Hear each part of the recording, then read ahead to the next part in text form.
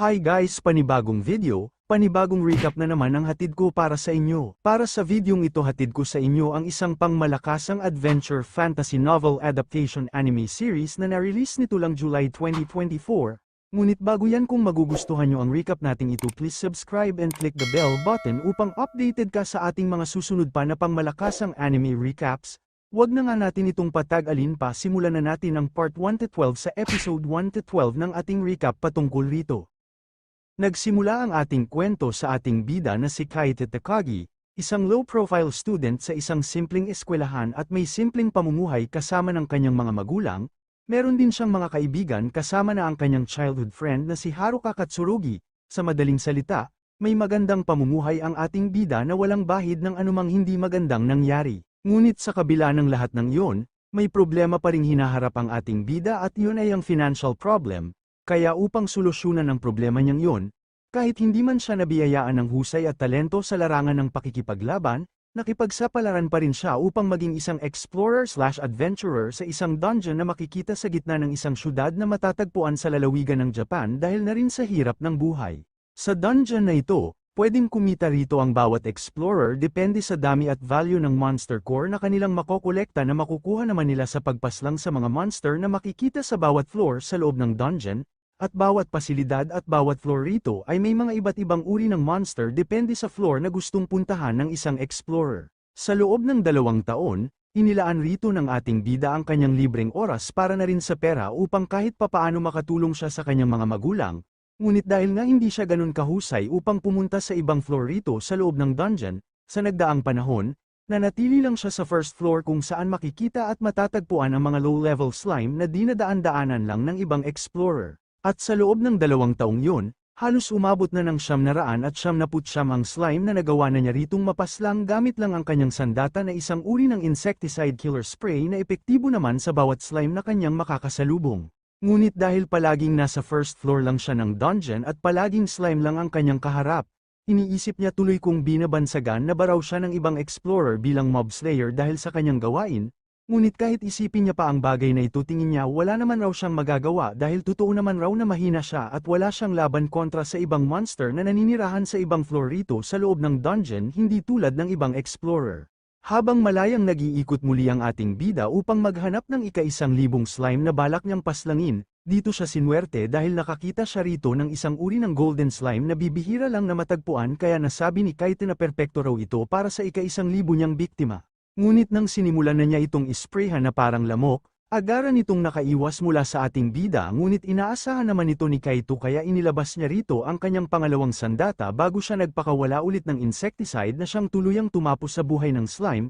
at ipinagmalaki ritong nasabi ni Kaito na wala raw itong takas sa kanyang jet spray gun na mas malakas pa raw kumpara sa ordinaryong killer spray. Ngunit sa ilang saglit, pansin niyang hindi siya nag-level up kahit pa isang rare monster ang kanyang napaslang, at pansin niya rin na hindi masyadong tumaas ang kanyang EXP. Ngunit magkaganon pa man, ipinagsawalang bahala niya na lang ito dahil mas importante raw ang core ng golden slime dahil pwede niya raw itong maibenta sa mataas na halaga. Ngunit sa maswerteng muli na pagkakataon, dito naman siya nakakita ng isang rare card na isang uri ng servant card na pwedeng makatulong sa isang explorer, kaya nang mapagtanto ito ni Kaito, naisip niyang kumalma muna at napagdesisyonan niyang ito'y suriin muna. At dito niya nga natuklasan na may pagkakakilanlan ang card na ito bilang Sylphie, at may titulo rin ito bilang Valkyr. Bukod pa doon, may mga unique skill din ito tulad ng Divine Lighting at Iron Maiden Wall, at may equipment rin ito na tinatawag na Divine Spear Radiant at may Divine Armor Readiness. Kaya nang mapatunayan ng ating bida na totoo nga na isa itong servant card, labis ang kanyang tuwa dahil sa wakas posible nang mabago nito ang kanyang buhay, ngunit bigla na lang siyang nangamba sa kanyang naging sitwasyon dahil posibleng pag-interesan ng ibang explorer ang kanyang nahanap, lalo pat isa itong rare card. Kaya sinuri niya ang buong paligid upang tiyakin na wala roong ibang tao, at sinuri niya rin sa paligid kung wala ritong mga surveillance camera. Nang siya'y makatiyak, sinubukan niya naman maghanap ng impormasyon sa internet patungkol sa pagkakakilanlan ni Sylphie, ngunit ipinagtaka niyang wala ritong makikita na kahit anumang impormasyon patungkol sa dalaga. Dahil dun, nang isipin ng ating bida ang stats ni Sylphie na kanyang nakita kanina. Ayon sa mythology at ayon sa kanyang pagkakaalam, ang mga Valkyrie ay kabilang raw sa lahi ng mga demigod. Kaya kung totoo raw ang bagay na yun, siguradong maikukonsidera nga na isa raw itong rare card. Ngunit dahil hindi pa siya sigurado sa bagay na yun, Naisip niyang kumuha muna ng karagdagan pang impormasyon, kaya agaran siyang pumunta sa Gate 6 na makikita sa first floor sa loob ng dungeon. Ngunit nang naroon na siya sa loob biglang nagbago ang kanyang isip at napagdesisyonan niya na lang ipalit sa pera ang nakuha niyang slime core na nagkakahalaga lang ng halos 1,500 yen. Bago siya umalis, naitanong niya rito sa staff na si Miss Hitsu na kung mayroon raw siyang angel type rare card magkano raw ang aabutin nito kung ibibenta niya ito sa market, na sinagot naman ni Miss Hitsu at ayon sa kanyang pagkakaalam ang ganoong uri raw ng card tulad na lang halimbawa ng God's type card ay kadalasan pwedeng umabot raw ang halaga sa humigit kumulang 1 billion yen, na sobrang ikinagulat naman ng ating bida. At dahil hindi makapaniwala si Kaito sa laki ng halaga na pwede niyang makuha sa nakuha niyang rare card, habang pauwi, hindi niya naiwasang matulala at tanging nasa isip niya na lang sa mga oras na yun ay ang malaking halaga na pwede niyang makuha na umaabot lang naman ng halos 1 billion yen depende sa uri ng isang God-type rare card. Nang magbukas sa publiko ang parke ng Dungeon and Resort bilang bahagi ng kanilang 4th anniversary, bumisita rito ang ating bida habang nasa isip pa rin ito ang 1 billion yen kaya hindi sinasadyang marinig ito ng kanyang mga kaibigan na sina Shinji at Hayato, na naroon din sa lugar dahil na rin sa Explorer Pass na ibinigay sa kanila na ibinibigay lang sa mga Explorer. Habang pauwi, natanong naman ng dalawa kay Kaito kung bakit level 3 pa rin daw ito kahit 2 taon na simula nang maging isa itong Explorer. Sinagot naman ito ni Kaito at kanyang nasabi na lagi namang slime lang raw ang kanyang kaharap kaya hindi na raw nakakapagtaka pa ang bagay na yun. At tinanong niya rin ang mga ito na paano raw kung bumalik ulit sila sa pagiging isang Explorer. Na sinagot naman ng dalawa at ayon sa kanila malabo na raw yung mangyari dahil simula nang pumunta sila sa second floor ng dungeon nung kakasimula pa lang nila, at simula nang makaharap nila rito ang isang goblin na muntik na sana nila noong ikamatay, napagdesisyonan na nila noon na wag nang ipagpatuloy pa ang pagiging isang explorer dahil posibleng yun pa raw ang maging dahilan ng agaran nilang pagkamatay. Pagpatak ng gabi, habang pauwi na ang ating bida, saglit muna itong huminto sa harap ng bahay ng kanyang kababata na si Haruka upang ito'y kanyang masilayan, at dito rin siya napansin ni Haruka na pauwi pa lang at ipinagtataka nito kung saan ba raw nanggaling itong si Kaito. Habang naliligo, hindi pa rin mawala sa isip ng ating bida ang rare card na kanyang natagpuan at naguguluhan na rin siya kung ibibenta niya ba raw ito o hindi. Dahil sa laki ng halaga na pwede niya raw makuha rito siguradong hindi na siya mamumroblema pa sa gastusin at pwede pa siyang makabili ng magagandang baluti at armas para sa kanyang pag-iikot sa bawat floor sa dungeon at higit sa lahat pwede pa raw siyang bumili ng anumang laro na kanyang gugustuhin. Ngunit kung gagamitin at isasamo niya naman raw si Sylphie na siyang naninirahan sa card siguradong magagawa na niyang pumunta sa iba't ibang floor, kaya dahil dito hindi siya makapagdesisyon kung gagamitin niya na lang ba raw ito o di kaya naman ibibenta na lang. Kinabukasan, habang patungo na sa eskwelahan ang ating bida, dito niya naman muling nakasama sa paglalakad si Haruka. At dahil pansin ng dalaga na medyo matamlay ngayon itong si Kaito, siya na ang nag-adjust upang magawa niya lang na masabayan sa paglalakad ang kanyang childhood friend at dito niya rin natanong kay Kaito kung saan ba raw ito galing kagabi dahil nakita niya itong late nang umuwi, kaya dahil girlfriend mode na itong si Haruka kay Kaito, nagpalusot na lang rito ang ating bida na kasama raw siya ng kanyang mga kaibigan at namasyal lang raw sila at nagkaroon ng kaunting bonding. Agad naman itong pinaniwalaan ng dalaga dahil pansin niyang totoo naman ang mga nasabi ni Kaito ngunit nang nakasalubong ng dalawa ang mga kaibigan ng ating bida. Biglang nasabi ni Kaito sa mga ito na wag raw nilang sasabihin kay Haruka na isa siyang explorer dahil ayaw niyang malaman nito na delikado ang mga ginagawa niya, na siyang sinang-ayunan naman ng dalawa. Kaya sa puntong yun nang tanungin sila ng dalaga sinakyan na lang nila ang naunang palusot ni Kaito. Ngunit dito na nagduda ang dalaga dahil paiba-iba ang sagot ng tatlo at hindi ito pare-parehas. Ngunit magkaganon pa man hinayaan niya na lang ang mga ito at pinaniwalaan niya na lang ang mga nasabi ng mga ito dahil malakas ang paniniwala niya kay Kaito at malakas rin ang pagtitiwala niya para rito. Bago magsimula ang kanilang klase, natanong rito ni Kaito sa kanyang mga kaibigan kung ano raw ang gagawin nila kung sakaling makakakuha sila ng rare card, na sinagot naman ng mga ito at majority sa kanila ay ibibenta na lang dahil milyon-milyon din raw ang aabutin nun. Isa pa, magagamit lang naman raw ang card na yun sa dungeon kaya useless rin yun sa labas. Dahil dun, napagdesisyonan ng ating bida na ibenta na lang ang nakuha niyang card dahil totoo naman ang nasabi ng dalawa. Ngunit nagbago ang kanyang isip nang makita niya si Haruka. Dahil kung si Haruka raw ang kanyang tatanungin siguradong sasabihin nito na hindi importante ang pera dahil mas mahalaga para rito ay buhay at ang magiging kalagayan ng isang nilalang. Kaya nang muli siyang bumalik sa loob ng dungeon, buo na ang kanyang loob na hindi ibenta ang card imbes gusto niyang gamitin ito upang tuparin ang matagal na niyang gusto at yun ay ang pagiging isang bayani. Kaya dahil nagkalat ang surveillance camera sa lugar, unang ginawa niya rito ay maghanap ng lugar na hindi hagip ng camera, at nang makahanap na siya ng tamang lugar, dito niya namang sinimulang tawagin at isamon ang Valkyrie na si Sylphie. At sa isang saglit, dito na nga nagpakita sa kanya ang demigod na si Sylphie at saglit nitong pinagmasdan ng ating bida na siyang nag-summon sa kanya. At mula sa puntong yun nang mag-awanan nitong ma-recognize ang ating bida bilang kanyang master, dito na natapos ang ritual at tagumpay ng naging servant si Sylphie ng ating bida. Ngunit isang bagay ang hindi niya inaasahan, dahil ang demigod na inaakala niyang makakatulong sa kanya sa pakikipaglaban, ay isa lang palang bata na kailangan niya pang turuan, kaya biglang gumuho rito ang kanyang mundo at bigla na lang naglaho ang pagkakataon niyang maging isang bayani at ang pagkakataon niyang yumaman. Ngunit magkaganon pa man sinubukan niya pa rin ang kakayahan na mayroon nitong si Sylphie. Kaya dito na nga nagpakitang gilas sa ating bida ang Valkyrie gamit ng kanyang divine skill na tinatawag na Divine Lightning at sa pamamagitan nito agaran niyang pinulbos ang kawawang slime na sobra namang ikinagulat ng ating bida. At hindi niya inaasahan na ganito pala kalakas itong si Sylphie at siguro dahil na rin raw ito sa meron itong 170 battle points na triple ang taas kumpara sa battle points na mayroon ng ating bida. Ngunit dahil naman sa lakas ng magic na pinakawalang yun ni Sylphie, lubos naman itong nakaramdam ng gutom at panghihina dahil sa nagawa niyang yun at ang tanging bagay lang na pwedeng kainin ng mga katulad niya ay ang core ng mga monster na makikita lang rito sa loob ng dungeon. Dahil dun, wala nang nagawa pa ang ating bida kundi ipakain na lang kay Sylphie ang core ng isang slime kaya dahil dito agarang bumalik ang lakas ng Valkyrie na lubos nitong ipinagpasalamat sa kanyang master. Matapos iyon, nang mapagtanto ng ating bida na mabilis maubos ang lakas ng Valkyrie sa tuwing gagamit ito ng Divine Magic, napagdesisyonan niya na lang na siya na lang raw ang papaslang sa mga slime at si Sylphie naman ang bahala sa lokasyon ng bawat slime sa tulong na rin ng detection skill na mayroon nito. Kaya dahil sa kanilang naging plano, naging madali na lang para sa dalawa na maghanap at pumaslang ng mga slime na nasa paligid lang ng first floor at sa tulong ng killer spray ng ating bida.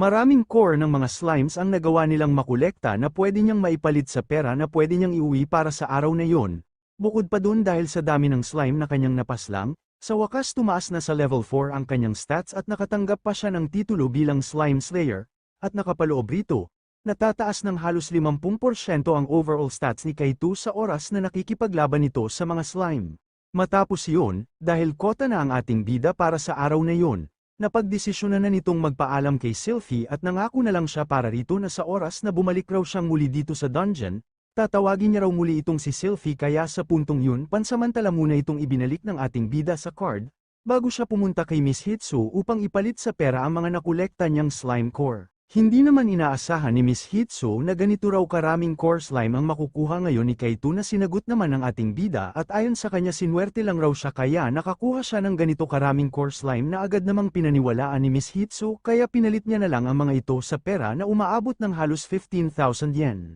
Kinagabihan bago matulog, iniisip naman ng ating bida kung magagawa niya ba raw na makipagsabayan sa mga halimaw sa second floor sa loob ng dungeon sa tulong ni Sylphie, at iniisip niya rin kung makakaya niya bang harapin ulit ang mga goblin na nagbigay trauma sa kanya noon. Matapos iyon, lumipat naman ang eksena sa nakaraan kung saan kasama si Haruka. Sabay nilang pinanood sa television ang ama ng dalaga, kung saan kapitan nito noon ng isang pangkat na siyang itinakda upang mag-ikot sa nabuo noong dungeon, at ang trabaho nito ay suriin ang misteryo sa loob ng dungeon at ilahad at ilabas sa publiko ang katotohanan sa likod ng pangyayaring ito. Kaya ito ang naging inspirasyon ni Kaito kung bakit siya naging isang explorer dahil kagaya ng ama ni Haruka. Gusto rin ng ating bida na alamin ang misteryo sa loob ng dungeon at gusto niya rin na kilalanin ng lahat bilang bayani kagaya ng ama ng dalaga. Kaya sa sumunod na araw, napagdesisyonan na ng ating bida na muling humarap sa delikadong sitwasyon, kung saan buo na ang kanyang loob na muling pumunta sa second floor ng dungeon kasama si Sylphie dahil sa rason kung saan gusto niyang alamin ang misteryo nitong dungeon na siyang sinimulan ng ama ni Haruka at gusto niya ring maging isang bayani na siyang kikilalanin ng lahat.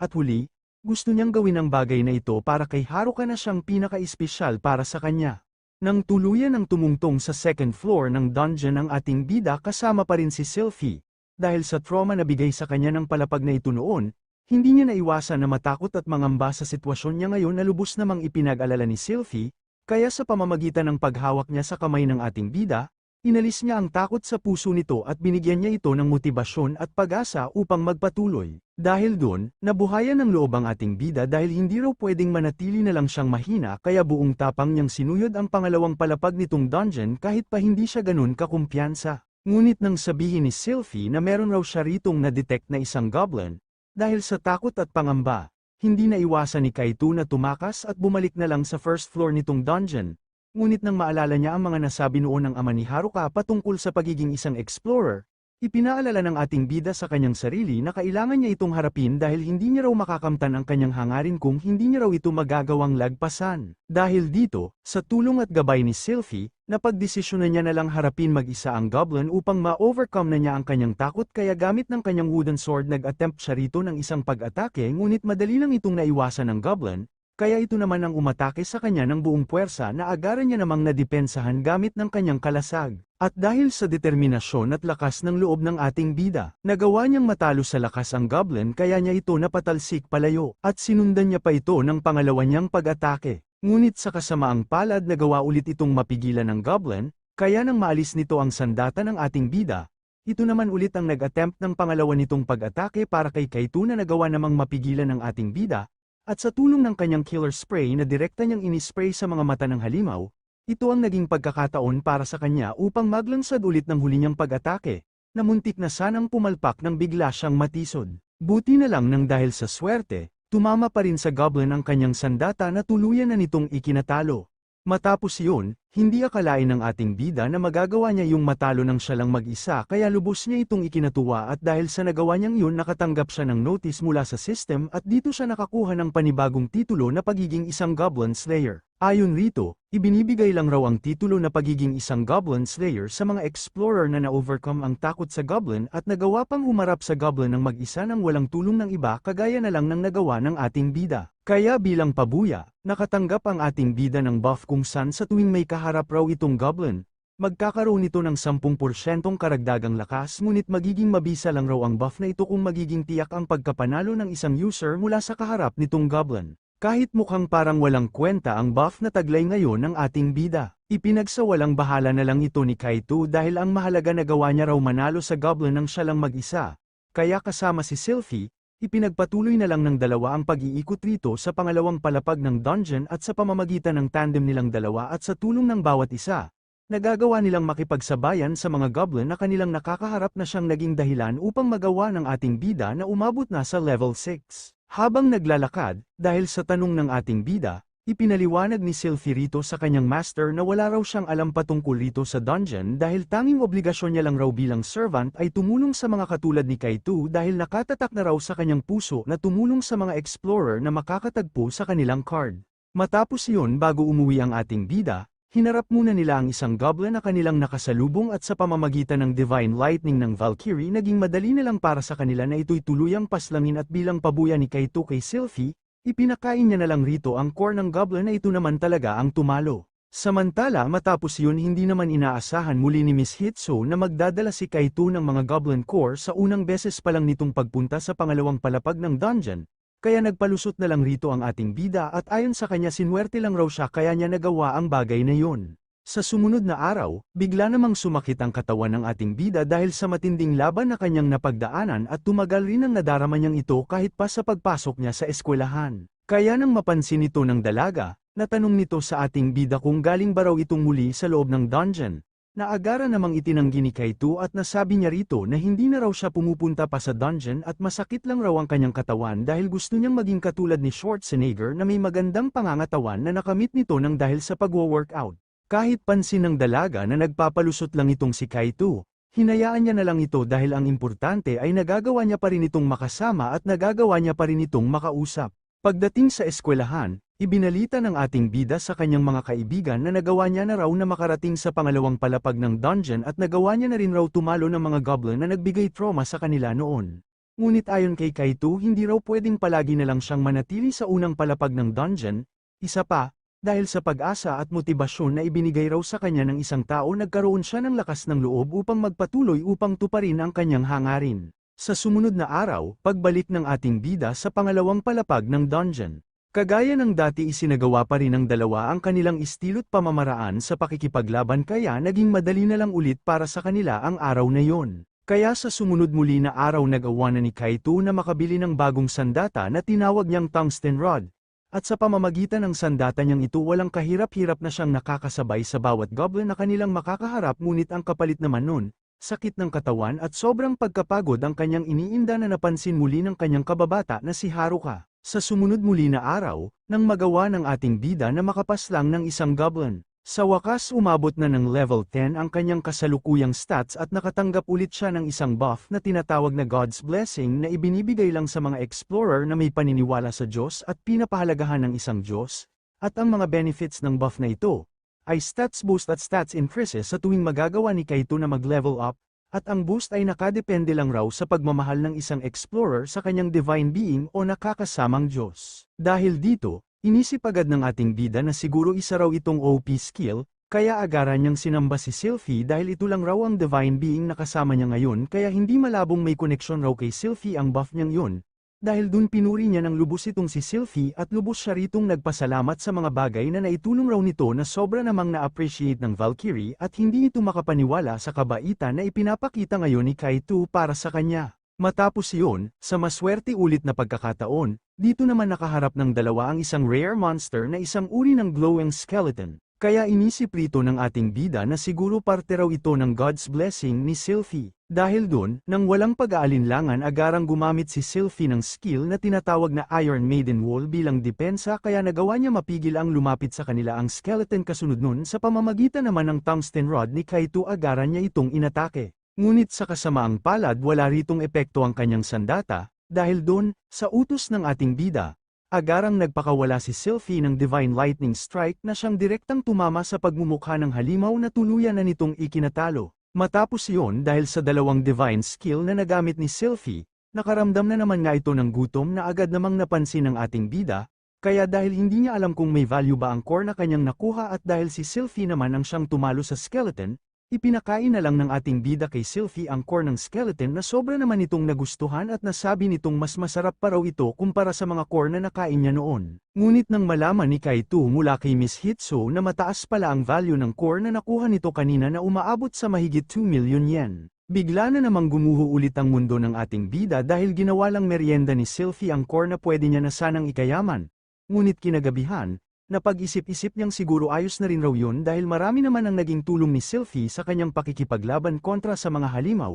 Isa pa, si Sylphie rin raw ang dahilan kung bakit mabilis siyang nakapagpa-level up. Ngunit nang maisip niyang umabante na sa third floor ng dungeon, tingin niya wala pa rin raw siya dong magiging pag-asa dahil lumilitaw na raw doon ang mga halimaw ng grupo-grupo. Dahil doon, nasabi niya kay Sylphie na gusto niya raw muna na harapin ng mag-isa ang bawat halimaw nang wala ang tulong nitong si Sylphie dahil gusto niya raw maging handa upang makayanan niyang makipagsabayan sa mga halimaw sa third floor. Isa pa, hindi raw pwedeng lagi na lang siyang umasa sa kakayahan nitong si Sylphie dahil hindi raw siya mag-i-improve sa ganoong pamamaraan, at higit sa lahat, hindi niya raw kinikilala itong si Sylphie bilang kanyang servant kundi kinikilala niya raw ito bilang kanyang bunsong kapatid, kaya imbes na tawagin niya lang ito bilang Sylphie gusto niya na raw itong tawagin bilang Syl. Nagustuhan naman ito ni Sylphie kahit halata naman na pinaikli lang ni Kaito ang pangalan nito at nasabi niya pa sa ating bida na natutuwa at nagagalak raw siya dahil ito raw ang kanyang naging master dahil bukod raw sa isa itong mabuting master, may pagpapakumbaba at may concern din raw ito pagdating sa mga servant card na katulad ni Sylphie. Matapos iyon, dahil ginusto ng ating bida na lumaban mag-isa matinding sakit ng katawan tuloy ang kanyang napala kaya napag-isip-isip niyang bumili ng matibay na baluti at maraming healing potion bilang paghahanda laban sa mga halimaw na kanyang haharapin, kaya balik muna itong muli sa first floor ng dungeon para sa slime farming upang makapag-ipon siya ng sapat na pera para sa mga equipment na gusto niyang bilhin. Nang mag-awa na niyang makakolekta ng maraming slime core. Nang ipapalit na sana nila ito sa pera, bigla ritong na-sense ni Sylphie ang presensya ng isang nilalang kaya nang ito'y kanilang puntahan, dito nila nakita ang isang uri ng rare monster na isang silver slime na katulad ng golden slime na natalo noon ng ating bida, kaya gamit ang coordination ng dalawa sa pakikipaglaban, kahit nagawa nitong umiwas sa pag-atake ni Kaito wala pa rin itong takas sa divine lightning ni Sylphie na naging dahilan ng tuluyan nitong pagkatalo. At hindi rito akalain ng ating bida na isang servant card ulit ang magagawa niya ritong matagpuan at nang ito'y kanyang i-check na tuklasan niyang isa itong servant card na may titulo bilang Viscount Class Devil na may pangalan bilang Lusria, at may mga unique skill rin ito na katulad ng kay Sylphie tulad na lang ng Hellfire of Destruction, Corrosive Breath at Magic Staff na tinatawag na Magic Robe Azidom. Kahit may pag-aalinlangan ng ating bida kung pwede niya ba raw isamo ng isang high-class devil, Sa huli na pagdesisyonan niya pa rin na isamon na lang ito dahil malaking tulong rin ang maibibigay nito para sa kanila ni Sylphie sa hinaharap, kaya mula sa puntong yun buong tapang na isinamo na ng ating bida ang Devil na si Lusria. At sa ilang saglit, tagumpay na dininig ng Devil ang tawag ni Kaito kaya tulad ng ginawa ni Sylphie, matapos niyang ma-recognize ang ating bida bilang kanyang master, naging matagumpay muli ang ritual sa pagitan nila ngunit tulad ng inaasahan ng ating bida, isa na naman ng batang Devil ang kanyang na-summon na hindi na niya ipinagtaka pa. Dahil sa taas ng espektasyon na ibinigay ng ating bida sa pangalawa niyang servant na kanyang na-summon, sa bandang huli, bigla na naman nga siyang nakaramdam ng pagsisisi dahil ang inaakala niyang malakas nakakatakot at magandang Viscount-class Devil, ay isa lang palang ang munting bata na katulad ni Sylphie. Dahil doon, gumuho na naman nga ang kanyang mundo dahil sa pangalawang pagkakataon hindi na naman umayon ang kapalaran sa kanya at hindi niya na naman nakamit kung ano talaga ang kanyang hangad. Matapos iyon opisyal namang nagpakilala ang Devil sa dalawa sa masungit na paraan nga lang bilang Lusria, kabilang sa lahi ng mga Devil at may ranggo bilang Viscount-class Devil na taglay ang Fire and Cursed Magic. Nagpakilala rin dito ang ating bida bilang Kaito na siyang nag-summon sa kanya. Ngunit hindi ito gaanong pinaniwalaan ni Lusria dahil hindi raw halata sa itsura nito ang pagiging master, bukod pa dun, mukha rin raw itong mahina para maging isang master. Hindi naman nagustuhan ni Sylphie ang mga salitang binitiwan ni Lusria kay Kaito kaya habang bahagya itong natatakot kay Lusria, sinabihan niya itong igalang naman raw nito si Kaito bilang kanilang master. Dahil doon, agad itong pinagbigyan ni Lusria at agaran rin itong humingi ng paumanhin dahil hindi niya naman talaga raw intensyon na mangutya ng sinuman at nagawa niya lang raw yun kanina dahil likas na sa mga katulad niyang Devil ang magsalita ng mga nakakasakit na bagay. Matapos iyon ipinagtaka naman ito ang pagkakakilanlan ni Sylphie dahil kung hindi raw siya nagkakamali kabilang raw ito sa hanay ng mga demigod na kinikilala bilang Valkyrie, na siyang pinatotohanan naman kaagad ni Sylphie at katulad raw ni Lusria. Isa rin raw siyang servant ng kanilang master na si Kaito at isa rin raw siyang uri ng rare card servant. Nang makaramdam na ng gutom si Lusria, lakas loob itong humingi agad ng makakain sa ating bida na siya namang hindi nito pinagbigyan dahil wala pa naman raw itong nagagawa. Dahil dun, nang makadetect ng isang slime si Sylphie agaran na nila itong pinuntahan, at dito nga nila nakita ang isang slime na pasok upang maging skill introduction target ni Lusria. Dahil dun, sa pamamagitan ng legendary weapon na taglay nito, kaagad itong nagpakawala ng isang destruction power sa kawawang slime na tinatawag na Hellfire of Destruction, na agarang pumulbos sa slime na ikinamangha at ikinatuwa naman ni Kaito at Sylphie at hindi raw nila maitatanggi na malakas nga talaga itong si Lusria dahil na rin raw sa 130 battle points na mayroon nito. Nang pulutin at ipakain na ng ating bida kay Lusria ang core ng slime na siyang tinalo nito. Matapos niya itong maubos, humingi muli ito kay Kaito ng isa pang core dahil hindi raw sapat para sa kanya ang isa lang na core ng isang maliit na slime. Ngunit hindi ito naibigay ng ating bida dahil isang slime lang naman raw ang tinalo nito. Dahil doon, nagbitaw na naman ngang muli ng masakit na salita si Lusria kay Kaito dahil isa raw itong kuripot na master. Dahil dito, walang nagawa ang ating bida kundi ito'y pagbigyan sa kondisyon na ipamamalas raw nito sa kanila ang kanyang isa pang spell na tinatawag na Corrosive Breath. Dahil sa kondisyon ng ating bida, ipinakita at ipinamalas nga ni Lusria sa dalawa ang kanyang isa pang spell sa tulong ng isang goblin, at sa pamamagitan ng spell niyang ito, mabilis nitong tinunaw ang buong katawan ng goblin na parang tinutunaw na plastic kaya lubos itong ikinagulat at ikinabahala ni Kaito at Sylphie at hindi nila akalain na nakakatakot at nakakadiri raw pala ang spell na ito ni Lusria. Matapos yun lubos ang tuwa ni Lusria dahil hindi nito akalain na mas masarap pa raw ang core ng mga goblin kumpara sa mga slimes kaya napagdesisyonan nitong pumunta sa iba pang palapag ng dungeon dahil kung mas bababa pa raw sila rito siguradong maraming malalakas na halimaw na may masasarap na core ang kanilang makakaharap. Ngunit agad naman itong pinigilan ng ating bida at ipinaliwanag niya rito na kung pupunta raw sila agad sa pangatlong palapag tingin niya hindi pa raw sila magiging handa dahil grupo-grupo na raw kung lumitaw dito ang bawat halimaw. Isa pa, kinakailangan niya rin raw munang bumili ng mga bagay na makakatulong sa kanilang laban at bumili rin ng maayos at mabisang sandata bilang paghahanda sa mga halimaw sa iba pang bahagi ng dungeon. Kahit na hindi rito sang-ayon si Lusria at kahit hindi pa naman siya pagod upang magpahinga, sa huli wala pa rin itong nagawa dahil kinakailangan na ng ating bida na umuwi muna pansamantala. Ngunit ipinangako naman ni Kaito sa mga ito na sa susunod na araw pupunta na raw sila sa ikatlong palapag nitong dungeon upang muling mag-ikot. Sa sumunod na araw tulad ng ipinangako ng ating bida, tuluyan na nga silang pumunta sa ikatlong palapag nitong dungeon at sa puntong ito dala na ng ating bida ang bago niyang sandata na isang uri ng crossbow na may kamahalan ng ito'y kanya raw na mabili. Pinuri naman ito ni Sylvie dahil bagay na bagay raw ang sandatang ito sa personalidad na meron itong si Kaito, ngunit para naman kay Luzria wala naman raw magagawa ang mahal na sandata sa aktwal na laban at kakayahan ng isang tao. Nang humarap na sa mga halimaw ang pangkat ng ating bida, dahil hindi pa gaano kabihasa si Kaito sa kanyang bagong sandata, hindi niya tinamaan ang kanyang target kaya nang mapansin na sila ng mga ito mabilis sila ng mga itong sinugod. Buti na lang, sa tulong ng Iron Maiden Wall ni Sylvie at sa tulong ng Hellfire ni Luzria, naging madali na lang para sa kanila na tapusin ang mga ito. Ngunit matapos yon dahil medyo matakaw si Luzria pagdating sa core at dahil gusto nito palagi na dalawang core ang mapasa kanya. Tulad ng dati hindi ito pinagbigyan ng ating bida dahil hindi lang raw ito ang tumulong sa laban dahil tumulong rin raw itong si Sylvie kaya deserve rin raw nito na mabigyan ng core bilang pabuya, ngunit ipinangako niya naman rito kay Luzria na kung marami raw silang mapapaslang na mga halimaw rito sa ikatlong palapag nitong dungeon, ipinapangako niyang bibigyan niya raw ito ng karagdagang core bilang pagkain. Tinandaan naman ito ni Luzria ngunit nasabi niya rito kay Kaito na kung nagsisinungaling lang raw ito sisiguraduhin niyang ipapadala niya raw ito sa impyerno na siyang ikinabahala naman ng ating bida kahit siya pa ang itinuturing ni Luzria bilang master. Habang patuloy sa pag-iikot ang pangkat ng ating bida, dito naman nila nasalubong ang dalawang mababangis na malalaking baboy na papalapit sa kanila. Dahil doon, sa utos ng ating bida,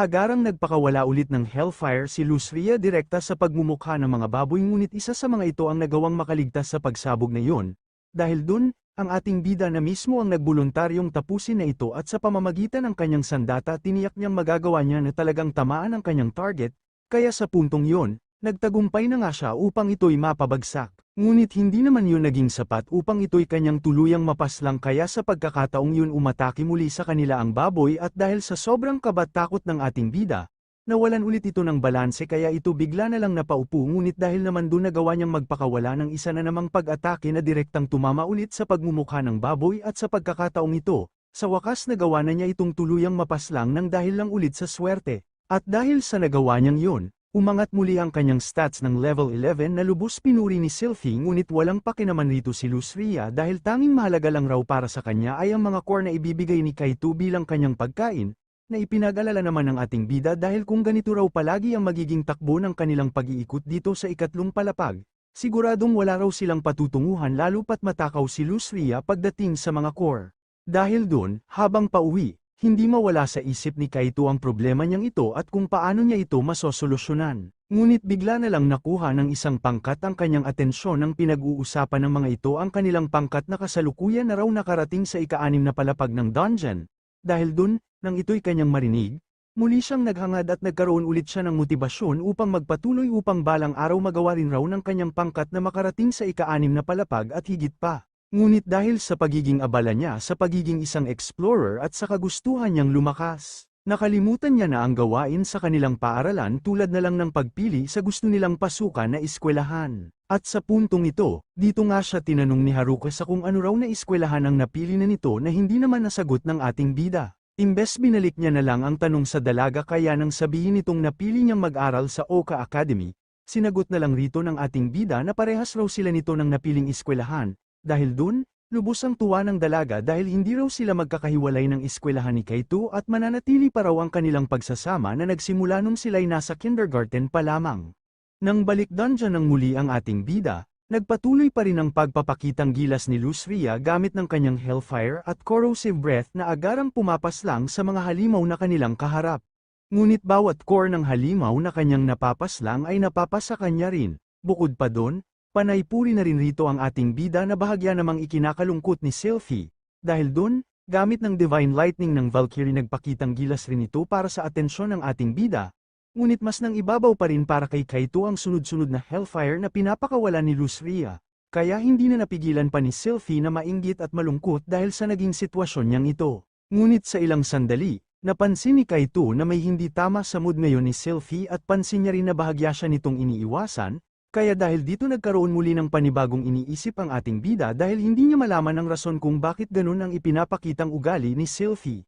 Ngunit nang makita niya sa TV ang kaganapan kung saan ipinagtatanggol ng isang dalaga ang bida sa isa pang dalaga, inihambing ito ng ating bida kay Sylvie na tingin niya nagseselos dahil sa pagdating ni Luzria, at naisip niyang siguro dahil sa nararamdamang ito ni Sylvie, mauuwi ito sa laban sa pagitan nila ni Luzria na siguradong magiging isang malaking sakuna kapag nangyari. Dahil dito, naging dahilan na naman ito upang hindi gaanong makatulog ang ating bida na agara namang napansin ni Haruka. Kaya iminungkahi ni Haruka na kung may suliranin man raw itong si Kaito pwedeng-pwede naman raw itong magbahagi upang magawa niya itong matulungan. Dahil doon, ibinahagi nga rito ng ating bida ang kanyang problema kay Sylphid Lusria ngunit dahil hindi niya pwede itong sabihin direkta kay Haruka dahil posibleng malaman nito na isa pa rin siyang explorer. Ginawa niya na lang reference ang dalawa niyang kaibigan na sina Shinji at Hayato na may kaibigan raw na dalawang babae. Ngunit ang problema rito, si Girl A ay mukhang ayaw si Girl B, kaya gusto niyang malaman kung paano niya raw ang mga ito mapagkakasundo.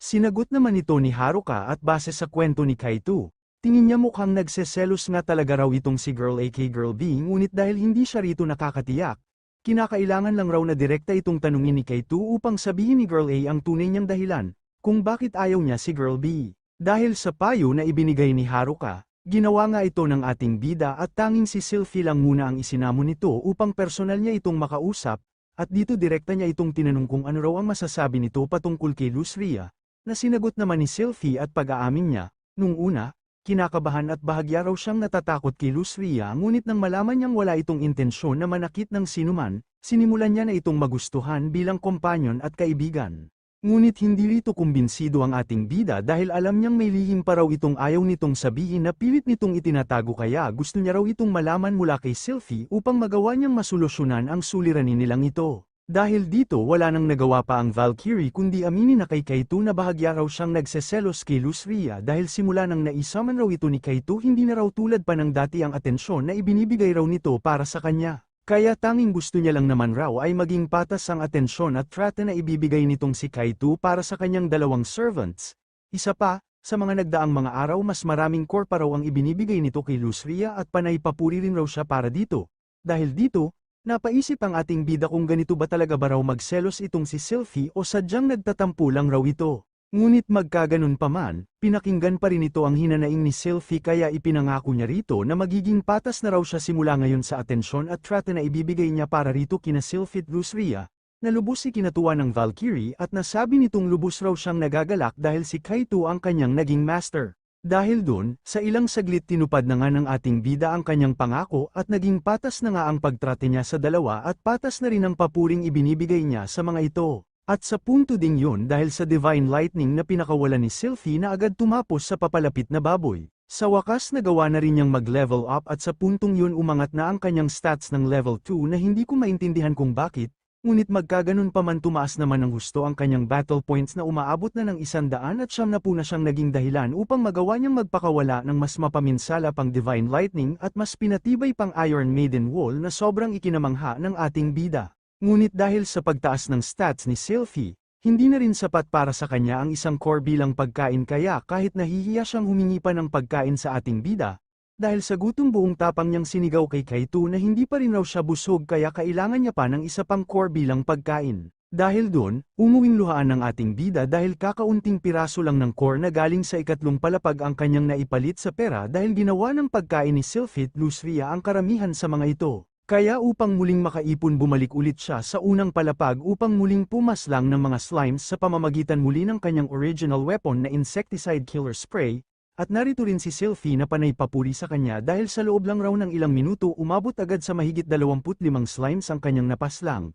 Ngunit hindi naman ito nagustuhan ni Lusria dahil hindi naman raw siya nito pinapahintulutang tumulong kaya ano raw ang purpose kung bakit pa sila nito isinamon. Sinagot naman ito ni Kaito at isinamon niya raw silang dalawa upang kahit papaano magkaroon naman raw siya ng mga kompanyo na susuporta sa kanya na magbibigay sa kanya ng motibasyon upang patuloy na lumaban. Naagara namang naunawaan ni Lusria dahil dun ipinangako niya rito na simula ngayon palagi niya na raw itong susuportahan sa tuwing ito'y lalaban at haharap sa delikadong sitwasyon. Kinagabihan dahil sa nasabi ni Miss Hitsu kung san buong akala niya na nasa ikaapat ng palapag ang ating bida. Napaisip na naman niyang muli si Kaito na siguro dapat na rin raw siyang maghanda para sumabak sa mga halimaw sa ikaapat na palapag. Ngunit bago yun kinakailangan niya muna raw ng baluti bilang proteksyon at dito nga niya nakita sa online ang isang full body carbon, nanotube suit, ngunit ang malaking problema niya lang, Nagkakahalaga ito ng halos humigit kumulang 500,000 yen na siyang nagpamukha sa kanya na kailangan niya pang magtrabaho upang ito'y kanyang mabili. Kinabukasan, dahil sa detection skill ni Sylphie, sinuwerte na naman nga rito ang ating bida nang makakita sila rito ng isang uri ng special slime na inakala niyang maglalabas rin ng isa na namang servant card. Dahil dun, sa kanyang utos, nagtulungan sina Sylphie at Lucria upang ito'y kanilang agarang matalo at sa pamamagitan ng kani-kanilang skill na kanilang napagsama. Nagawa nga nila itong tuluyang matalo at magapi, na siyang ikinamangha at ikinatuwa naman ng ating bida. Ngunit nang ito'y kanyang lapitan, imbes na isang servant card, isang magical orb ang nagawa niya ritong matagpuan ngunit ikinatuwa niya pa rin ito dahil sa pamamagitan raw nito. Magagawa na niya raw maging wizard ayon na rin sa kanyang pangarap, kaya imbes na ibenta, agad niya na lang itong ginamit at mula nga rito nakatanggap siya ng panibagong skill na tinatawag na water ball na kabilang sa water element. Kaya lubos niya itong ikinatuwa dahil sa wakas nagkaroon na rin raw siya ng isang uri ng spell. Ngunit nang sinubukan niya na ito sa isang halimaw, nang ito'y kanyang pakawalan. Direkta itong tumama sa pagmumukha ng halimaw na kanyang ikinatuwa. Ngunit nang mapansin niyang walang anumang naging pinsala ang pag-atake niyang yun at parang pinaliguan niya lang ang halimaw. Agaran siya nitong muling sinugod, ngunit sa tulong ng Hellfire na pinakawalan Lucria, sa huli nagawa pa rin nila itong matalo. Ngunit dahil sa nagawa ng ating bida lubos niya itong ikinahiya na sinigundahan naman ni Lucria dahil ngayon na may water spell na raw itong si Kaito, magagawa niya na raw itong magamit kapag nauuhaw, na lubos ikinahiya ng ating bida at nagsisisi na naman siya sa kanyang nagawa at sana ibinente niya na lang raw ang magical orb, imbes na gamitin. Kinagabihan, habang pauwi, kasama ng kanyang kababata na si Haruka, dahil sa dami ng iniisip ng ating bida, habang nagpapasalamat ito kay Haruka sa naging payo nito nung isang araw, hindi sinasadya ng ating bida na masabi na nagawa niya na raw na resolbahan ang problema niya kay Girl A at ngayon nauunawaan niya na rin raw ito. Ngunit hindi naman ito ikinatuwa ni Haruka dahil ngayon napagtanto niyang konektado pala talaga raw kay Kaito ang nasabi niyang yun noon na agara namang itinanggi ng ating bida. Ngunit kahit nginitian nito ni Haruka, sa isip at puso nito bahagya na siyang nagtatampo kay Kaito na agara namang napansin ng ating bida, dahil ganito rin raw ang ipinakita noong kilos at galaw ni Sylphie.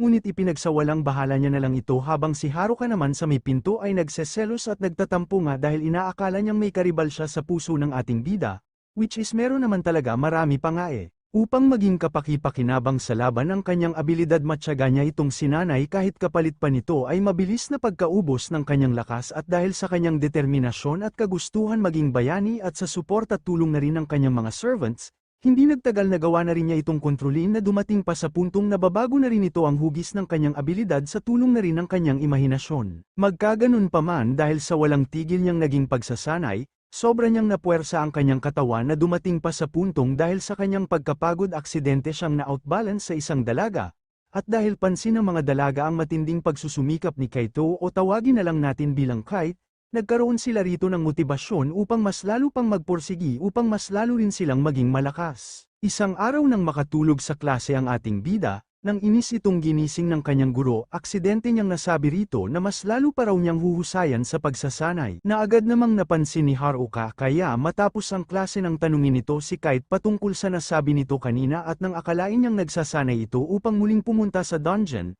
agad nagpalusot rito ang ating bida at nasabi nitong hindi raw siya nagsasanay upang pumunta sa dungeon kundi nagsasanay raw siya upang gumaling sa pagsasayaw, na agad namang pinaniwalaan ng dalaga. Matapos iyon, nang magawa ng magamit ng ating bida sa halimaw ang kanyang abilidad sa pamamagitan ng suffocation, matapos itong purihin ng dalawa napansin niya ritong hindi na siya muling nag-level up sa rason na hindi na siya nakakakuha pa ng EXP sa mga halimaw dito sa 3rd floor, dahil dito napagdesisyonan na nilang magpatuloy pababa sa 4th floor ng dungeon ngunit bago yun kanyang naisip na bilhin muna ang mahal na suit na kanyang nakita sa online. Sa sumunod na araw nang mabili na nito ang bago niyang suit agad niya itong ibinida sa kanyang mga servants na hindi naman nagustuhan ni Lucria dahil sa pagiging badoy raw ng suot nito ngunit hindi ito alintana ng ating bida dahil sa pamamagitan raw nito hindi na siya malubhang mapipinsala pa ng matatalim na mga bagay at ibinida rin nito ang nabili niyang bracelet na kayang palakasin ang anumang epekto ng anumang spell na kanyang papakawalan. Pagdating ng kanilang pangkat sa ika-4 na palapag ng dungeon,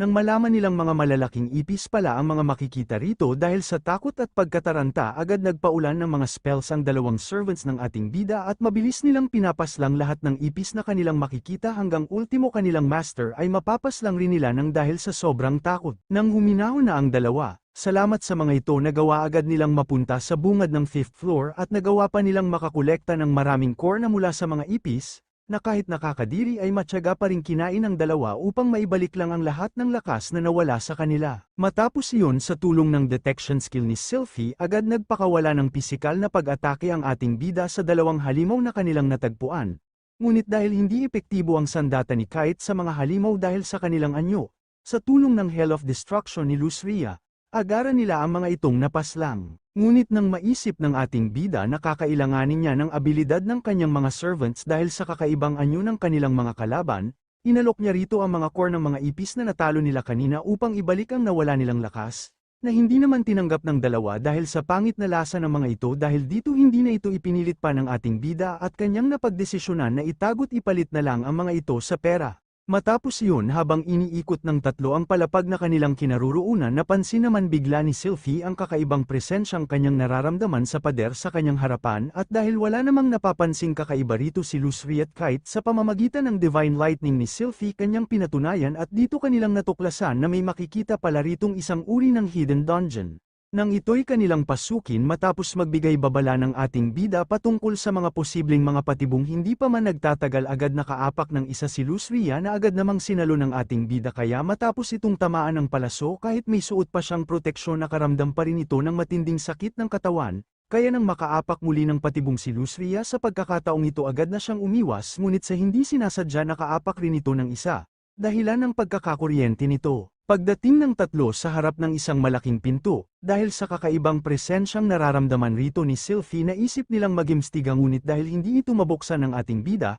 sa tulong ni Sylphie sa pamamagitan ng Divine Lightning nito agad niya itong nasira. Nang tuluyan na silang makapasok, dito naramdaman ni Sylphie ang malakas na presensya na nagmumula sa malaking slime at ogre na nasa kanilang harapan at dito kanilang napatunayan na maihahalin tulad ang silid na ito sa isang boss room. Dahil dito sa pamamagitan ng sabay na pag-atake ng dalawa sinubukan nilang magbigay pinsala sa ogre ngunit sa kasamaang palad wala itong naging epekto. At dito nang magawa namang biglang umatake ng ogre, sa pamamagitan ng barrier na likha ni Sylphie nagawa pa rin nilang makaligtas. Nang mapansin nilang hindi kaya ng ogre na masira ang likhang barrier ni Sylphie gumawa sila ng isang plano kung saan si Lusria ang pansamantalang haharap sa malaking slime habang sila naman ni Sylphie ang bahalang humarap sa ogre. At dito nang mapansin ni Kite na umiepekto sa ogre ang mga pisikal niyang mga pag-atake agad niya itong pinaulanan ng mga palaso ngunit ilang sandali kahit na nakakapagbigay pa siya rito ng pinsala. Hindi pa rin yun naging sapat upang ito'y kanilang matalo at dahil kinakailangan na rin nilang magmadali sa rason na immune rin sa magic ang kaharap ni Lusria,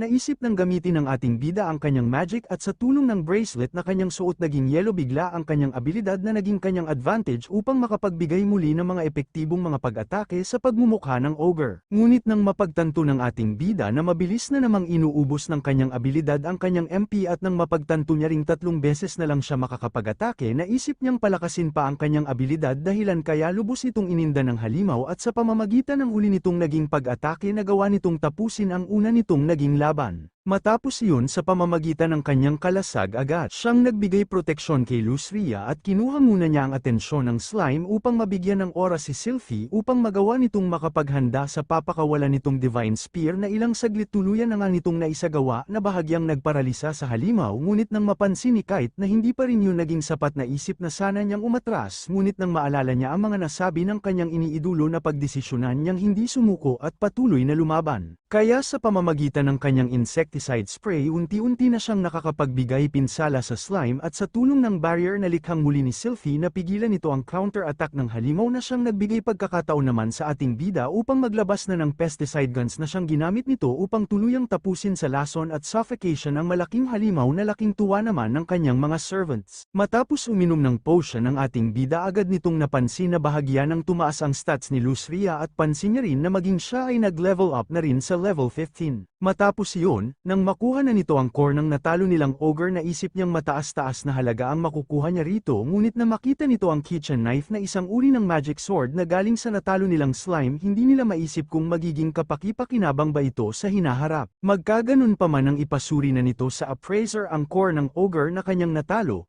Bago ito na ipasuri ng ating bida sinabi muna nito sa appraiser na nagmula ang core na ito sa boss na matatagpuan sa isang hidden dungeon na makikita sa 5th floor na agad namang naunawaan ng appraiser at dahil maituturing na special core ang dala ni Kite ginarantiya ng appraiser na malaki raw ang makukuha nitong halaga, na labis namang ikinatuwa ng ating bida. At dahil maganda ang performance ni Kite nitong mga nagdaang mga araw tinanong ito ng appraiser kung interesado ba raw itong makibahagi sa magaganap na event kung saan bawat explorers ay gagawa ng isang pangkat upang magimstiga sa ikapitong palapag nitong dungeon, na labis namang muling nagustuhan ng ating bida, kaya hindi na ito nag-alinlangan pa at agara na itong pumayag. Lumipas ang isang linggo nang tuluyan ng maganap ang event, dito na nakilala ng ating bida ang mga makakasama niya sa kanyang pangkat na sina Jinguji Airi, Moriyama Miku at Tanabe Hikari. Pagdating ng apat sa tinatawag na transfer gate sa pamamagitan ng teleportation circle agad sila nitong dinala sa ika-6 na palapag ng dungeon kung saan magsisimula ang event na siyang tuluyang mag-uumpisa sa loob ng 3 oras. At dahil matagal pa bago tuluyang mag-umpisa ang event na pagdesisyonan muna ng apat na bumili ng kanilang mga pangangailangan sa isang convenience store malapit sa transfer gate. At dito napansin ng mga dalaga ang malaking bag na dala ng ating bida na kanya namang ipinagtaka at ng kanyang mahalata na walang dala na anumang gamit ang mga ito agad siya ritong nagtanong at dito ibinahagit ipinakita ni Airi ang lagayan ng kanyang mga pangangailangan na isang uri ng magic bag na halos kasing halaga ng isang apartment unit. Nang mapagtanto naman ng mga dalaga na marami na ring equipment ang ating bida, na ibahagi naman rito ni Kite na naging bunga ito ng kanyang pagpupursigi upang mangolekta at magbenta lang ng mga core upang makabili ng mga equipment na siyang napapakinabangan na niya ngayon. Nang sumapit na ang itinakdang oras para sa event, pagdating ng apat sa ikapitong palapag ng dungeon ayon sa impormasyong nakalap ni Miko karamihang halimaw raw na nakatira't makikita rito ay tinatawag na golems. At ilang sandali nang akalain nilang nakatagpo agad sila ng isa nito laking ginhawa nilang isa lang pala itong pangkat ng mga custodians na siyang nagpapanatili ng kalinisan at kaayusan nitong dungeon. Matapos ng mga itong umalis bago magpatuloy ibinahagi muna rito ng bawat isa sa isa't isa ang kani-kanilang kasalukuyang level kung saan sa kasalukuyan nasa level 18 na itong si Airi at pareho namang level 15 sina Miku at Hikarin ngunit taglay ni Hikarin ang MP na aabot sa 75 na mas doble kumpara sa kasalukuyang MP na mayroon ngayon ang ating bida. Ngunit habang sila'y nag-uusap-usap, dahil sa pagdating sa eksena ng isang stone golem agad nila itong pinaghandaan sa pangunguna ni Airi na siyang nasa frontline na susuportahan naman ni Kite habang long range attack naman kay Hikarin na poprotektahan naman ni Miku.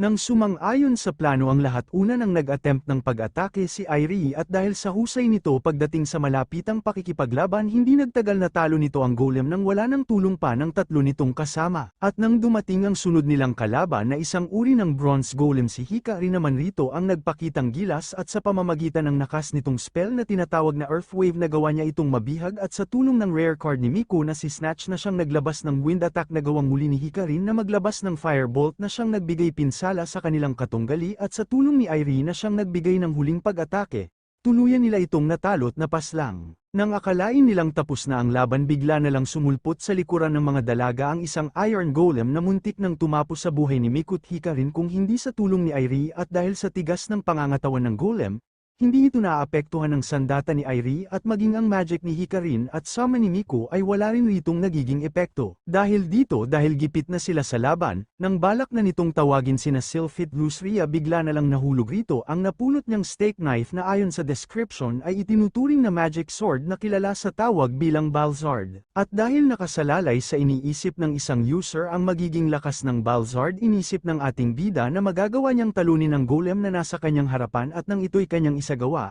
sa tulong ng Earth Wave ni Hikarin at pansamantalang pagbibigay atensyon ni Airi, mula sa likurang bahagi ng halimaw ibinaon rito ng ating bida ang hawak niyang sandata at dahil inisip nitong sasabog ang katawan ng golem, dininag ito ng sandata kaya naging dahilan ito ng kanilang tuluyang pagkapanalo. Matapos ang event habang masayang nagpapahinga ang apat, na ibahagi naman rito ng ating bida ang pangalan ng kanyang magic sword at kung saan niya ito nakuha, At dito nang mapagtanto ng mga dalaga na may makukuha palang mga item drop sa mga monsters sa loob ng dungeon, lalo patuloy silang naging interesado. At nang kamustahin naman rito ng ating bida ang summon ni Miko na si Snatch matapos iparating rito ni Miko na maayos na raw ito ngayon. Nasabi rito ni Kite na hindi pa raw siya nakakakita ng carbuncle noon sa movie, at ito raw ang unang beses na personal siyang nakakita ng isa nito. Ayon naman kay Miko, natural na raw ang bagay na yun dahil hindi naman talaga lumilitaw sa camera ang mga servants, na siyang napagtanto naman ni Kite at ngayon nauunawaan na niya kung bakit hindi pa siya tinatanong ng mga opisyal patungkol kina Sylphie at Lusria. At nang tanungin pa nito si Miko patungkol sa katayuan nila ni Snatch, na sabi rito ni Miko na matapos niyang mapanalunan sa auction si Snatch,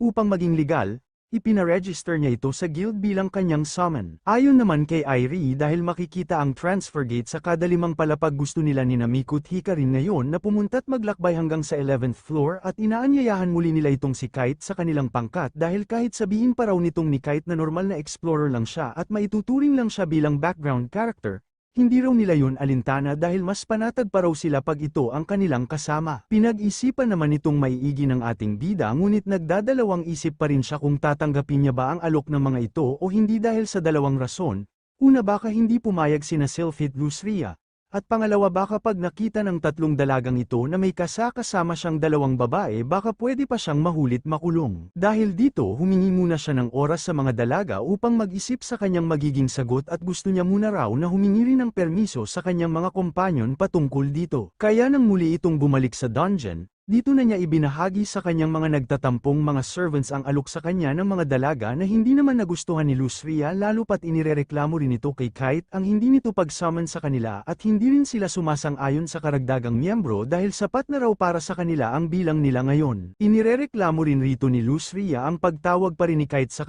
kanyang buong pangalan bilang Lusria, samantalang ang tawag lang raw nito kay Sylphie ay Sil, na para sa kanya ay hindi patas. Dahil pansin ni Kite na nagseselos itong si Lusria, binigyan na rin niya ito ng nickname bilang Lucy, na siyang tinanggap at nagustuhan naman ito sa bandang huli. Sa sumunod na araw, habang naglalakad papasok ng eskwelahan ang ating bida kasama ng kababata nitong si Haruka, inaya naman ito ng dalaga na mag-shopping sa darating na Sabado na hindi naman natanggihan pa ng ating bida. At dito matapos sumabay ni Haruka sa kaibigan nitong si Yumi, tinukso naman ang ating bida ng kanyang mga kaibigan patungkol sa date nito kay Haruka na agad naman itong itinanggi. Dahil hindi naman siya sigurado kung may pagtingin ba si Haruka para sa kanya. At nang lumipat naman ang kanilang usapan sa naganap na event sa ika-7 palapag ng dungeon, nang ibalita rito ng ating bida na nakasama niya noon sa iisang pangkat ang 3 dalaga, lubos itong ikinagulat ng kanyang mga kaibigan at agad ang mga itong nagdalawang isip kung babalik ba sila sa pagiging explorer, lalo pat ngayon na nalaman nilang pwede sila dong makahanap ng The One. Sa sumunod na araw, matapos sunduin ng ating bida si Haruka sa bahay nito, agad na silang pumunta sa mall upang mamili at dito habang ipinapakita ni Haruka sa ating bida ang iba't ibang uri ng kasuotan dahil sa paulit-ulit na papuri ni Kite sa bawat suot ng dalaga, tinanong na lang ito ni Haruka kung ano sa tingin nito ang mas maganda sa kanyang mga nasuot.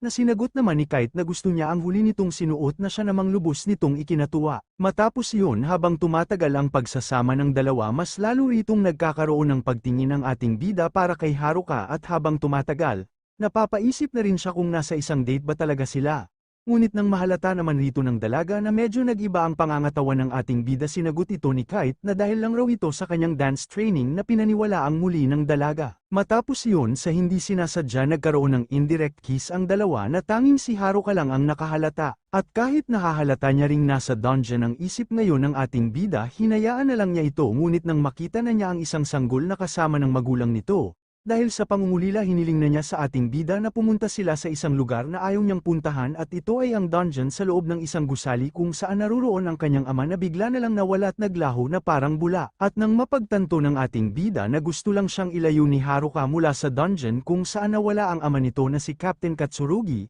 hindi ito naging sapat na rason para kay Kite upang huminto. At ang ama pa nga ni Haruka ang kanyang naging motibasyon upang maging bayani na siyang ipagmamalaki nitong ni Haruka pagdating ng araw. Sa sumunod na araw, matapos makagawa ng isang espadang gawa sa Balzard at Water Ball ang ating bida na pinangalanan nito bilang Magic Ice Sword, napag-usapan naman nila rito ang planong pagbuo ni Kite ng pangkat kasama ng 3 dalagang nakasama nito sa event at nang hingin na nito ang pahintulot ng 2 nitong servants, Bago ang mga ito pumayag, naglatag muna rito si Lucy ng kondisyon kung saan dapat raw na magpatuloy pa rin itong si Kite na magbigay course sa kanila bilang pagkain. Nang tanungin naman ito ni Sylvie patungkol sa kung bakit nais pa nitong sumali sa ibang pangkat, ipinaliwanag rito ng ating bida na gusto niyang sumali sa ibang pangkat upang mapaunlad pa ang kanyang kakayahan dahil kung palagi na lang siyang aasa sa lakas nitong si Sylvie at Lucy, tiyak raw na mapag-iiwanan siya ng iba. Kaya gusto niyang kahit papaano, lumakas siya sa sarili niyang pamamaraan. Ngunit kahit na nakakuha na siya ng pahintulot mula sa kanyang mga servants, dahil sa kanyang pagkatorpe hindi niya naman ito magawang masabi kay Irie at dito nang tawagan siya ni Haruka, humingi siya rito ng advice patungkol sa kung paano makikipag-usap sa babae nang hindi kinakabahan at ginamit niya ritong palusot ang kanyang mga kaibigan kaya nang ibahagi rito ni Haruka ang pamamaraan roon ng kanyang ama upang tanggalin ang kanyang kaba. Agad naman itong ginawa ng ating bida at nang ito ibahagyang nakatulong sa kanya, aksidente niyang nabanggit sa dalaga na may kakausapin siyang babae. At dahil hindi niya napansing nasabi niya kay Haruka ang plano niyang pakikipag-usap kay Irie,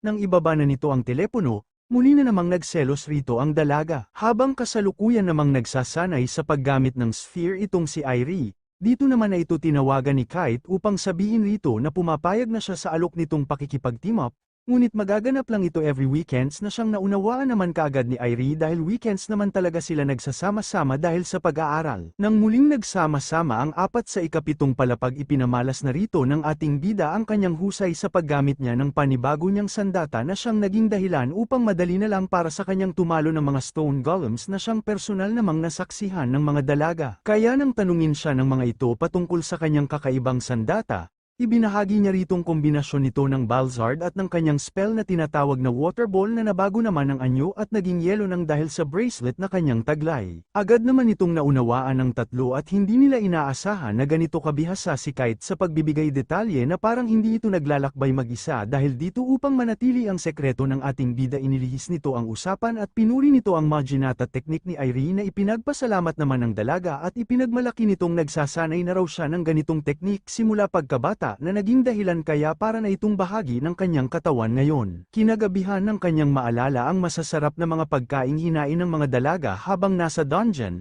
napagtanto niyang ibang level na talaga ang mga ito kumpara sa kanya. Ngunit ang mas nagpapabahala sa kanya ngayon ay ang plano nilang pagpunta sa ika-8 palapag ng dungeon. Kaya kinabukasan dahil alam ng ating bida ang panganib na kanyang kakaharapin sa ika-8 palapag, bilang paghahanda nagsuot na ito ng life jacket na hindi lang magsisilbing kanyang proteksyon sa pagkalunod at mga halimaw na naninirahan sa tubig kundi proteksyon niya rin ito laban sa mga magical attacks. Ngunit hindi pa man nagtatagal nang makatagpo agad sila ng isang uri ng axolot dahil sa laway nitong mas mabisa pa kaysa sa asido. Agad nitong natunaw ang life jacket ng ating bida na lubos nitong pinanghinayangan at nang makita nitong nagawang paslang inimiko ang axolot sa pamamagitan ng crossbow na unang beses pa lang nitong ginamit, hindi ito lubos makapaniwala sa talento mayroon nito. At simula sa puntong yon dahil sa iba't ibang uri ng halimaw na kanilang natatagpuan, karamihan rito ay kanila na lang tinatakasan at dito rin nakumpirma ng mga dalaga na hindi nga marunong lumangoy itong ating bida na hindi naman na nito nagawa pang itanggi. Samantala nang magbigay babala naman rito si Snatch patungkol sa mga paparating na mga kalaban. Matapos sumulpot patungo sa ating mga bida ang napakaraming bilang ng mga isda na bahagyang nagpahirap sa kanila. Nang makita ng ating bida ang fighting style ni Irie, sa pamamagitan ng kanyang imahinasyon nakagawa siya rito ng isang sandata na kawangis ng sandata ni Irie at sa pamamagitan nito at sa pamamagitan ng galaw na kanyang natutunan mula sa dalaga, nagawa niyang tumalo ng napakaraming bilang ng mga isda. Ngunit ang naging kapalit naman nito ay ang pagkaubos ng kanyang MP na siyang naging dahilan ng kanyang pagkahimatay at nang muli itong magising matapos nitong humingi ng paumanhin sa mga dalaga, nang mapagtanto nitong bumalik kaagad ang kanyang MP, nasabi rito ng mga dalaga na binigyan nila ito ng potion bilang tulong at pasasalamat sa mga nagawa nito. At nang matanong naman ni Irie kung paano nito nagawang lumaban ng ganun kahusay, ipinaliwanag naman rito ng ating bida na natutunan niya ang galaw na iyon mula rito kay Irie na mas lalo niyang pinabisa sa tulong ng sandata na kanyang nilikha. Samantala nang makaramdam si Snatch rito ng isang malakas na presensya, lubos ang kanilang pagkabigla ng isa itong uri ng dinosaur na dapat sana'y makikita lang sa ilalim pang mga bahagi ng dungeon. At nang mapagdesisyon na nilang pansamantalang tumakas sa rason na hindi nila ito kakayanin sa isang laban, hindi ang mga ito hinayaang makatakas ng halimaw kaya sa pamamagitan ng malakas nitong sigaw at mga yapak, nagawa nitong harangan ang nag-iisang daan palabas. Dahil dito nang mapilitan ng makipaglaban ang pangkat ng ating bida, Kagaya ng kanilang nakasanayang plano nagsilbing suportang muli sina Hikarin at sama ni Miku na si Snatch, habang si Kite at Irie naman sa malapitang pakikipaglaban. Ngunit dahil sa laki ng halimaw wala ritong epekto ang mahika ni Hikarin gayon din ang kapangyarihan ni Snatch at maging ang sandata ng ating bida ay wala rin ritong gaanong epekto. Magkaganon pa man ang magkaroon sila rito ng pagkakataon sa pamamagitan ni Irie sinubukan nila itong tapusin, ngunit dahil sa kunat at laki ng halimaw, hindi ito nagawang paslangin ng dalaga at nagawa pa nga siya nitong may hagis palayo na nagresulta sa pagtatamo nito ng matinding pinsala. Ngunit nang malaman ng ating bida ang kagustuhan ni Irie na maging isa ring bayani, kahit na may pangako siyang binitawan sa kanyang mga servants kung saan hindi niya isasamon ang mga ito kapag kasama nito ang tatlong dalaga,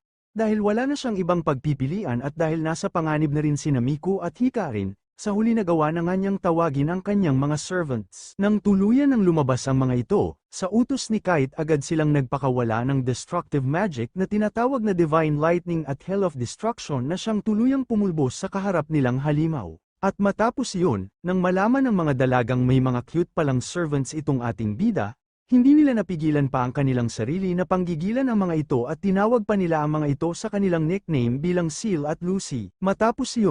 sunduin sina Miku at Hikarin na tanong naman si Irie rito ni Kite patungkol sa kagustuhan nito na maging isa ring bayani, na sinagot naman ng dalaga at ibinahagi nito na simula pagkabata, ito na ang kanyang pangarap at dahil ito rin ang turo sa kanya ng kanyang ama, naging motibasyon niya ito upang maging isa siyang dungeon explorer. Matapos iyon dahil may magaganap na open campus sa Oka Academy na siyang eskwelahang pinapasukan ni Irie inimbitahan niya itong ating bida na pumunta. Dahil rito, dahil nalaman itong gusto rin ni Haruka na pumasok sa eskwelahang yon, kahit may pag-aalinlangan buong tapang pa rin niya itong inaya, na agaran naman itong tinanggap ng buong puso. Nang dumating na ang itinakdang araw para sa open campus event matapos purihin ng ating bida ang dalaga dahil sa ganda ng suot nito habang nasa biyahe matapos magpasalamat ng dalaga sa pag-iimbita nito sa kanya. Muling inakala ng ating bida na isa itong date na kaagad niya namang tinanggi dahil inaakala niyang wala namang gusto sa kanya si Haruka at dito rin nila nalaman na kasama rin pala nilang pupunta sa Oka Academy ang mga kaibigan ng ating bida. Pagdating ng apat sa prestihiyosong paaralan dahil sa kanilang pagkamangha inihalin tulad nila ito sa isang foreign school. At dito habang naglalakad ang apat papunta sa reception area napansin naman nila rito ang mga puno ng cherry blossom na namumukadkad lang kada April na tinatawag na full bloom na magandang tambayan ng mga couple. At nang ma-imagine naman ng ating bida ang sarili niyang eksena rito kasama si Haruka bigla na lang itong nahinto dahil mulit-muli kanyang inaakalang hanggang kaibigan lang ang tingin ni Haruka sa kanya. Pagdating ng apat sa reception area binatit sinalubong sila rito ni Irie at dito matapos ipakilala ng ating bida kay Irie ang kanyang mga kaibigan kabilang na si Haruka na kanyang kababat at kapitbahay,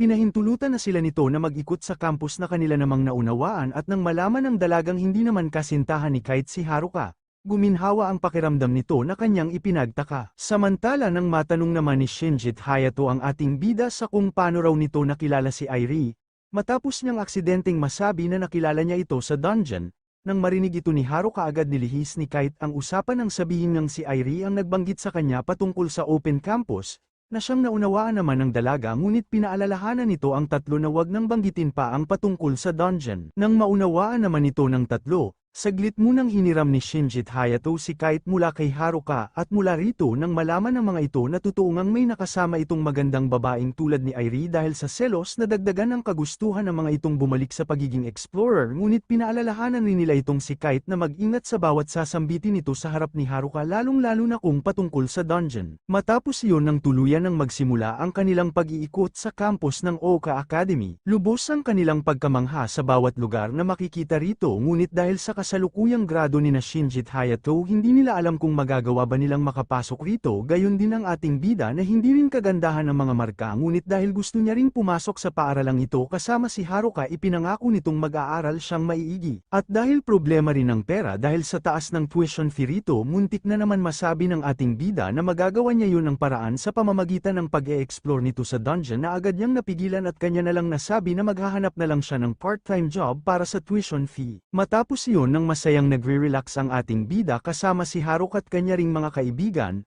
bigla namang sumulpot rito sina Miku at Hikari na nabalitaan kay Irie ang pagdating nito ni Kite at dito nang ipakilala ng ating bida sa dalawa sina Shinji at Hayato gayon din si Haruka. Nang akalain ng dalawa na kasintahan ito ng ating bida, itinanggi ito ni Kite na siyang ikinayamot nito ni Haruka. At nang mabanggit pa ng dalawang dalaga na nakilala nila itong si Kite sa isang event sa dungeon, kita na naman ang inis ni Haruka kay Kite na nagtatago sa peke nitong ngiti. Buti na lang sa pagdating ni Irene nang imbitahan nito ang lahat upang kumain, bahagyang nakaligtas dito ang ating bida. Pagdating nila sa cafeteria ng paaralan, lubos ang kanilang pagkamangha sa mga pagkaing makikita rito na nagkakahalaga lang ng 200 yen na may maganda ng kalidad at maihahalin tulad na sa mga pagkain sa isang cafe na labis nilang nagustuhan. At matapos kumain, nang saglit na umalis sina Kite at Haruka upang kumuha ng maiinom. Dito na nabanggit ni na Shinji at Hayato sa mga dalaga ang patungkol sa instructor ng mga explorer na si Onigawara na siyang nagturo ng mga dapat nilang malaman sa dungeon, at dito ipinagmalaki ni Hayato mga dalaga ang kanilang mga natutunan mula kay Onigawara mula sa pagsasabi nitong isang laro lang ang dungeon at huwag makonsensya sa pagpaslang ng mga halimaw, gayon din sa kung paano ang tamang paggamit ng mga potion at iba pa. Nang muling bumalik ang dalawa,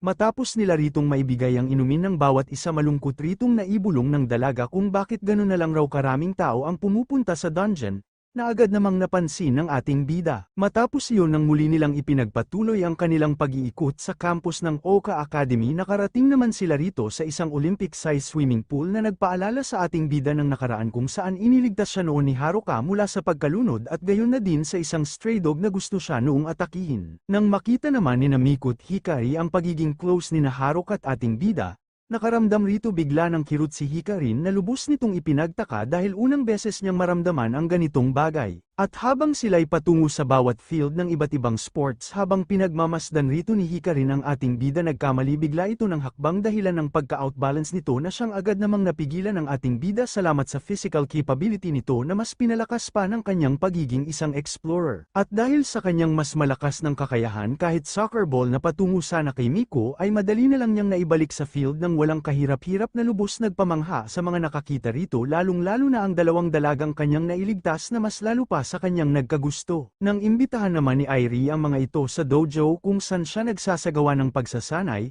matapos niya ritong ipakita't ipamalas ang kanyang fighting style, nang makita niya kung paano siya purihin ng ating bida, mas lalo na rin siya ritong nagkagusto, at ngayon tiyak na ito sa kanyang puso na agad namang napansin ni Haruka, kaya hindi nito maiwasang hindi magselos ngayon pa na opisyal na nitong nakilala ang mga karibal nito sa puso ng ating bida. Matapos iyon, pagsapit ng hapon nang magpaalam na ang bawat isa sa isa't isa. Habang pauwi na ang ating bida kasama si Haruka, natanong rito ng dalaga kung sino raw kina Miko, Hikari at Irie ang type nito na hindi naman alam ng ating bida, at dahil curious ang dalaga sa type na babae nito ni Kite, tinanong niya ito patungkol dito. Ngunit sa ngayon hindi muna ito sinagot ng ating bida. Nang mahalata naman ng dalaga na tinatawag ni Kite ang lahat sa kanilang first name, nainis na naman ito sa ating bida dahil siya lang ang tinatawag nito sa kanyang last name bilang Katsurugi at hindi sa kanyang first name bilang Haruka. Pag-uwi ng ating bida, dahil sa kanyang pagkamanhid, hindi nito alam ang dahilan kung bakit nagtatampo sa kanya ngayon si Haruka, at mas inaalala niya rin ngayon kung paano magpapaliwanag kina Sylphie at Lucy dahil hindi niya ang mga ito na isamon ngayong araw. Dahil dito sa sumunod na araw, bilang token of apology, binigyan niya ang mga ito ng maraming core bilang pagkain, at dito bigla namang sumingit sa usapan ang isang uri ng rare slime, kaya dahil sa inis agad itong pinasabog ni Lucy, dahilan kaya nakuha ng ating bida mula rito ang isang uri ng gloves na tinatawag na Gloves of Reason na kayang maglabas ng hindi nakikitang kapangyarihan kapalit ng MP ng isang user. Nang ito'y kanyang subukan, nang mapagtanto niyang totoo ngang may taglay itong invisible power, sinubukan niya naman itong ipagsama sa kapangyarihan ng Balzard, dahilan kaya nakagawa ito ng invisible sword na hindi niya lubos akalain. Pagdating naman ng tatlong dalaga, agad ritong nagpasalamat kay Irie ang ating bida dahil sa tulong nito sa naganap na open campus event, at dahil gusto ng ating bidang mag-aral ng gusto upang makapasok sa paaralang yun, inalok ito ni Irie ng tulong sa pag-aaral na lubos naman itong ikinatuwa, at dahil gusto niya ring isama rito si Haruka. Matapos pumayag ni Irie na pagdesisyonan naman ni Miko at Hikari na sumama rin na siyang ikinainggit naman ni na Sylphie at Lucy. Matapos iyon, sa pagpapatuloy ng kanilang paglalakbay, pagdating ng kanilang pangkat sa ika-9 na palapag ng dungeon, bigla ritong na-detect ni Sylphie ang presensya ng malakas na nilalang, at dito nila natuklasan na isa pala itong halimaw na tinatawag na Orthros na hindi dapat makikita sa palapag na ito. At dito, dahil alam nilang wala sila ritong laban, naisip muna nilang umatras, ngunit nang makita sila nito hindi na sila nito pinatakas, Dahil dito sa pamamagitan ng Iron Maiden Wall ni Sylphie na pagdesisyonan na lang ng kanilang pangkat na lumaban. At sa pagsisimula ng laban, sa utos ng ating bida unang naglabas ng Hell of Destruction si Lucy ngunit dahil sa fire resistance ng halimaw wala itong naging epekto dahil dito nang gumanti ito sa kanila ng fire breath kahit nadidepensahan ng barrier ang apoy nagawa pa rin nilang maapektuhan ito dahil sa init. Nang magkaroon naman sila ng pagkakataon nagawa naman nila ritong magpaulan ng magic na siyang bahagyang naging epektibo ngunit dahil pansin ni Kite na hindi ito sapat, sa utos ng ating bida agad nagpakawala ng Divine Sphere si Sylphie at Hell of Destruction naman kay Lucy na direktang sinalo ng halimaw at nang makakuha ang ating bida ng pagkakataon sa pamamagitan ng kanyang abilidad nagawa niya itong mabigyan ng matinding pinsala. At dito matapos magpakawala ng ating bida ng Water Ball, sa kanyang hudyat agad nang nagpakawala ng huling pag-atake ang bawat isa na siyang tuluyang tumalo sa kaharap nilang halimaw. Matapos iyon, dahil sa matinding laban na kanilang hinarap na pagdesisyonan muna nila ritong magpahinga. Ngunit nang muling makaramdam si Sylphie ng malakas na presensya na mas malakas pa kaysa sa nakaharap nilang halimaw, dito nila natuklasang isa pala itong devil na siyang pasimuno, kung bakit may Orthros sa palapag na ito. Matapos nitong pagbantaan ng kamatayan ng pangkat ng ating bida, agad niya itong pinatupad sa pamamagitan ng magic nito na tinatawag na Dark Mare na agad na depensahan ng barrier na likha ni Sylphie dahil dito sa pamamagitan ng sandata nito sinubukan itong basagin ang barrier ng ating mga bida, na hindi naman nagtagumpay. At sa mga puntong ito, dahil wala na naman silang takas napilitan na naman sila ritong lumaban ngunit kahit sabay-sabay na sila ritong umatake ikinagulat ng ating bida na wala man lang itong natamong malaking pinsala. Dahil dito nang pansamantalang tanggalin ni Sylphie ang barrier pinagsabay muli nila ni Lucy ang kani-kanilang magic laban sa kanilang katunggali na nagresulta ng isang malakas na pagsabog. Ngunit sa hindi inaasahan wala pa rin yung naging anumang epekto. Dahil dito nang sila naman ang inatake ng devil, nagawa sila nitong bigyan ng matinding pinsala lalong-lalo na ang ating bida na lubos ikinagalit ng mga servants nito dahil dito muli sila ritong nagpaulan ng magic, at dito matapos uminom ng potion ng ating bida sa tulong ni Miku nagsagawa ito ng isang plano. At nang ito'y kanilang ipatupad matapos makuha ni Miku ang atensyon ng devil pumuslit naman mula sa likuran nito ang ating bida at sa tulong ng kapangyarihan ng kanyang sandata sa wakas nagawa na niya itong bigyan ng malaking pinsala na labis nitong ininda. Ngunit dahil sa abilidad nitong tinatawag na Dark Cure nagawa nitong muling gumaling mula sa natamo nitong pinsala kasabay ng muling pagbaliktad ng sitwasyon. At nang magawa na nitong patumbahin ang pangkat ng ating bida, nang akmang tatapusin na nito si Kite agad pumagit na rito si Lucy, at dito dahil ayaw ng ating bida na tumakbot iwan ang kanyang mga kasama, dahil sa kagustuhan nitong makaligtas nang makita nito ang skill na tinatawag na Beauty of Gluttony kahit alam nilang magagamit lang ito kapalit ng life force ng user. Dahil wala na silang pagpipilian sa pahintulot ni Kite agad na itong ginamit ni Lucy. At dahil sa Beauty of Gluttony bumalik si Lucy sa orihinal nitong anyo kasama na ang mga kakayahan nito maging ng kanyang level, at dito nang mapansin ng devil na wala na siya ritong naging laban, ipinagmalaki rito ni Lucy na wala na raw talaga itong magiging laban lalo pat nasa harap lang naman raw nito ngayon ang isang Viscount class devil na higit na mas malakas kumpara raw sa kanya. At nang ipakita na nito rito ang kanyang tunay na kapangyarihan sa pamamagitan ng kanyang skill na tinatawag na God Killer Deuce Storm, nagawa agad nitong mapaslang ang devil sa ilang sandali lang. Ngunit matapos ito dahil sa nakuhang HP ni Lucy mula sa kanyang master malapit na ritong mawalan ng malay ang ating bida at nang hilingin nito kay Lucy na i-dispel na ang Beauty of Gluttony ginawa naman ito ni Lucy sa kondisyon na dapat raw itong maging mas mabait pa sa kanya kaysa kay Sylphie na siya namang tinanggap ng ating bida. Matapos ang mga naging laban ng pangkat ng ating bida sa wakas nagawa muli nitong mag-level up at magkaroon ng karagdagang HP points gayon na din ang pagkakaroon nito ng panibagong skills na pwede na niyang magamit. At dahil tumulong rin sa laban ang tatlong dalaga, nagawa rin ng mga itong mag-level up na labis nilang ikinatuwa, at lubos rin ang kanilang saya dahil nagawa pa rin raw nilang mabuhay sa kabila ng mahirap na sitwasyon. Matapos iyon, nang kolektahin na ng ating bida ang mga monster drop bahagya niya ritong ikinagulat ang malaking core ng nakaharap nilang Orthros na bago sa kanyang paningin, at nang makakita sila rito ng isang Devil Servant card na mula sa nakaharap nilang Devil, dahil hindi naman interesado rito ang tatlong dalaga ipinaubaya na lang nila ito sa ating bida. Nang imungkahi naman rito ni Lucy na ibenta na lang raw nito ni Kite ang napulot nitong servant card, hindi naman ito pinakinggan ng ating bida imbes, dahil sa kagustuhan nitong magkaroon ng malakas na kakampi nagawa niya na lang itong isamon. At dito nang muling lumabas mula sa card ang isang Night Class Devil na si Belia. Nang makita rito ng ating bida na isa ng bata ang dating mandirigma at nang kanyang malaman na nabawasan na ang taglay nitong level ng dahil sa nangyari, Dahil sa disappointment gusto na ng ating bida na ibenta na lang itong si Bella na ikinalungkot naman ito dahil rito habang naliligo ipinakita ni Bella ang kanyang pagpapahalaga kay Kite bilang kanyang master,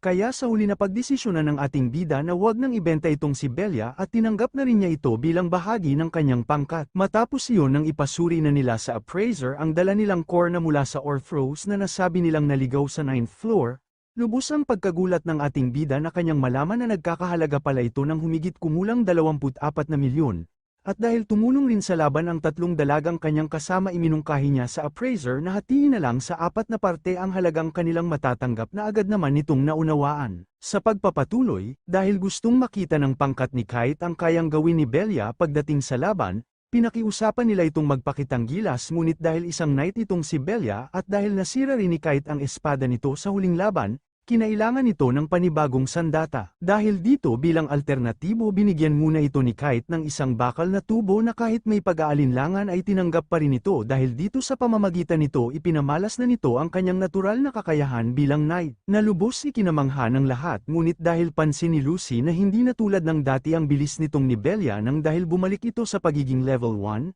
muli nitong ipinakiusap kay Kite na wag siya nitong abandonahin dahil gusto niyang ipakita't patunayan ang kanyang maibibigay na tulong para sa mga ito. Dahil dito, nang maunawaan ito ng ating bida, upang subukin ang kakayahan ni Bella sinadya niyang pababain ng husto ang kanyang HP upang magamit at maipakita ni Bella kay Kite ang kayang gawin ng kanyang skill na Dark Cure. Ngunit nang mapansin ni Kite na wala naman siyang anumang nararamdamang pagbabago ibinahagi rito ni Bella na ang Dark Cure ay skill na bihasa lang sa mga pisikal na pinsala at near-death situation. Bahagya naman itong ikinadismaya ng ating bida dahil gusto niya sanang maging tulong ang Dark Cure upang mapigilan ang HP draining ng Beauty of Gluttony ni Lucy nang sa gayon magkaroon sila ng infinite loop ng skill. At nang ayain ito ni Lucy na muling gumamit ng Beauty of Gluttony agad niya itong tinanggihan lalo pat ngayon nakalahati na lang ang taglay niyang HP. At nang aksidente siyang mapatid sa isang bato, dito na muling ipinakita ni Bella ang tunay na kakayahan ng Dark Cure na lubos ikinamangha ng ating bida. Matapos iyon dahil nagkaroon rin ng mga panibagong skill ang lahat ng kabilang sa kanilang pangkat una ritong nagpakitang gilas sina Hikarin na taglay ang skill na Ice Circle at Airi na taglay ang panibagong skill na tinatawag na Zantetsugeiki na siyang agad tumapos sa kaharap nilang katunggali. Sumunod si Miko na taglay ang panibagong skill na tinatawag na Dance of Visions na lumilikha ng mga illusion at Snatch na taglay ang skill na tinatawag na Hedgehog.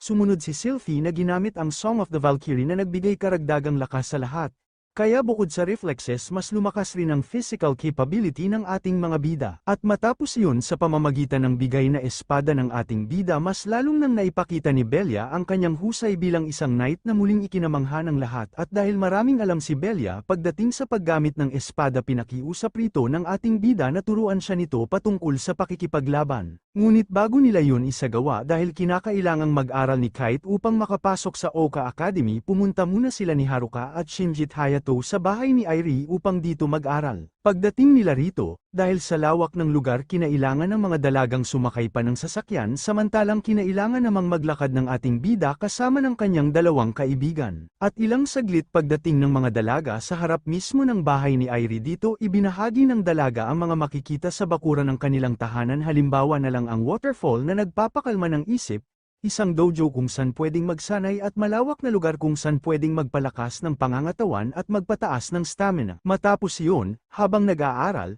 matapos makita rito ni Haruka si Kite at Airi na close na sa isa't isa nakaramdam muli ito rito ng pagkaselos, ngunit bigla na lang itong nawala ng purihin ito ng lubos ni Kite sa harap ng lahat dahil sa pagiging maalaga raw nito pagdating sa maraming bagay, na ilang saglit kanyang napagtanto. Dahil dito nang makaramdam naman ng pagseselos rito sina Airi at Miko at Hikari na pagdesisyonan nilang pumunta sa waterfall upang magpakalma ng isip. Matapos magsagawa ng meditation sa waterfall ang mga dalaga, nang makita ni Kite si Haruka sa suot nito nabighani muli ito sa angking ganda ng dalaga na agad namang nagpablush kay Haruka ngunit matapos yun dahil sa lamig ng tubig ng talon, imbes na kumalma ang isip ng mga ito naging dahilan pa ito upang malimutan pa nila kung ano ang kanilang napag-aralan. Ngunit dahil sa naging pag-aaral nila rito napansin dito ng ating bida ang pagiging close ni Haruka kina Airi na kanyang ikinatuwa, ngunit kinabukasan hindi ito ikinatuwa ni Lucy lalo pat nalaman nilang nagsaya lang sila roon na siyang pinatunayan naman ng mga dalaga. Habang naglalakad, nang makasalubong nila sa daan ang isang pangkat ng mga halimaw ayon sa planong inihanda ni Kite, agad nagsagawa ng Song of the Valkyrie si Sylphie na siyang nagbigay muli ng karagdagang lakas sa lahat dahil dito nang ginamit na ng lahat ang kani-kanilang kapangyarihan at abilidad sa mga halimaw. Nagawa agad nila ang mga itong matalo nang walang kahirap-hirap. Ngunit pagdating nila sa bungad ng 10th floor, dito na biglang nagbago ang lahat dahil sa paglala ng sakit na matagal nang dinaramdam ni Hikarin. At dito ipinakita ang nakaraan ni Miku kung saan champion pa ito sa card game at may username pa siya noon bilang Queen,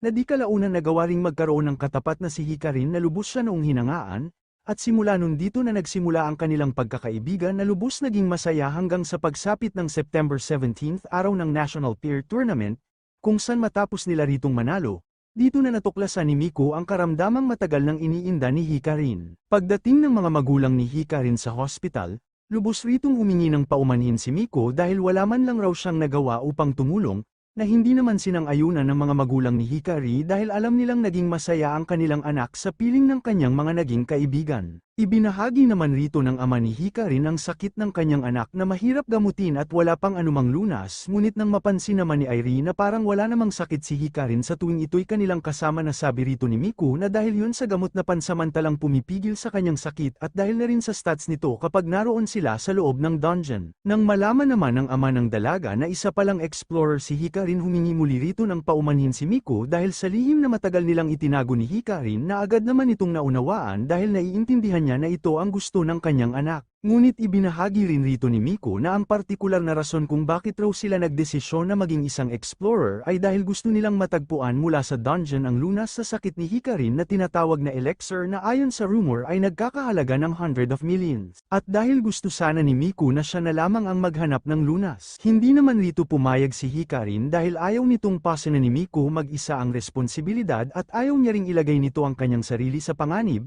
Kaya iminungkahi ni Hikarin na sabay silang magiging explorer dahil bukod sa paghahanap ng lunas para sa kanyang sakit, gusto niya ring gamitin ang elixir para tumulong sa mga taong may katulad niya ring karamdaman at gusto niyang maging bayani na handang iligtas ang lahat ng may sakit sa tulong ng elixir. Nang malaman naman ni Irie at ating bida ang buong katotohanan mula kay Miku, nangako si Irie na tutulong siya sa paghahanap ng elixir para kay Hikarin, gayon na din ang ating bida na handa ring tumulong, at kahit pa maraming nagsasabi na isa lang yun rumor at urban legend, dahil naniniwala rito si Miku at Hikari, handa siyang lumaban upang magawa nilang makatagpo nito sa dungeon. At dahil posibleng may mga halimaw sa malalim na bahagi ng dungeon ang may taglay nito na pagdesisyonan nilang umabante na sa wakas ika-10 palapag. Pagdating nila rito, nang kaagad sila ritong sinalubong ng maraming bilang ng mga halimaw sa bisa ng planong binuo ng ating bida, agad nagsagawang muli ng Song of the Valkyrie si Sylphie, kaya dahil dito mabilis lang na tinalo ng bawat isa ang kanilang katunggali sa pamamagitan ng kani-kanilang abilidad.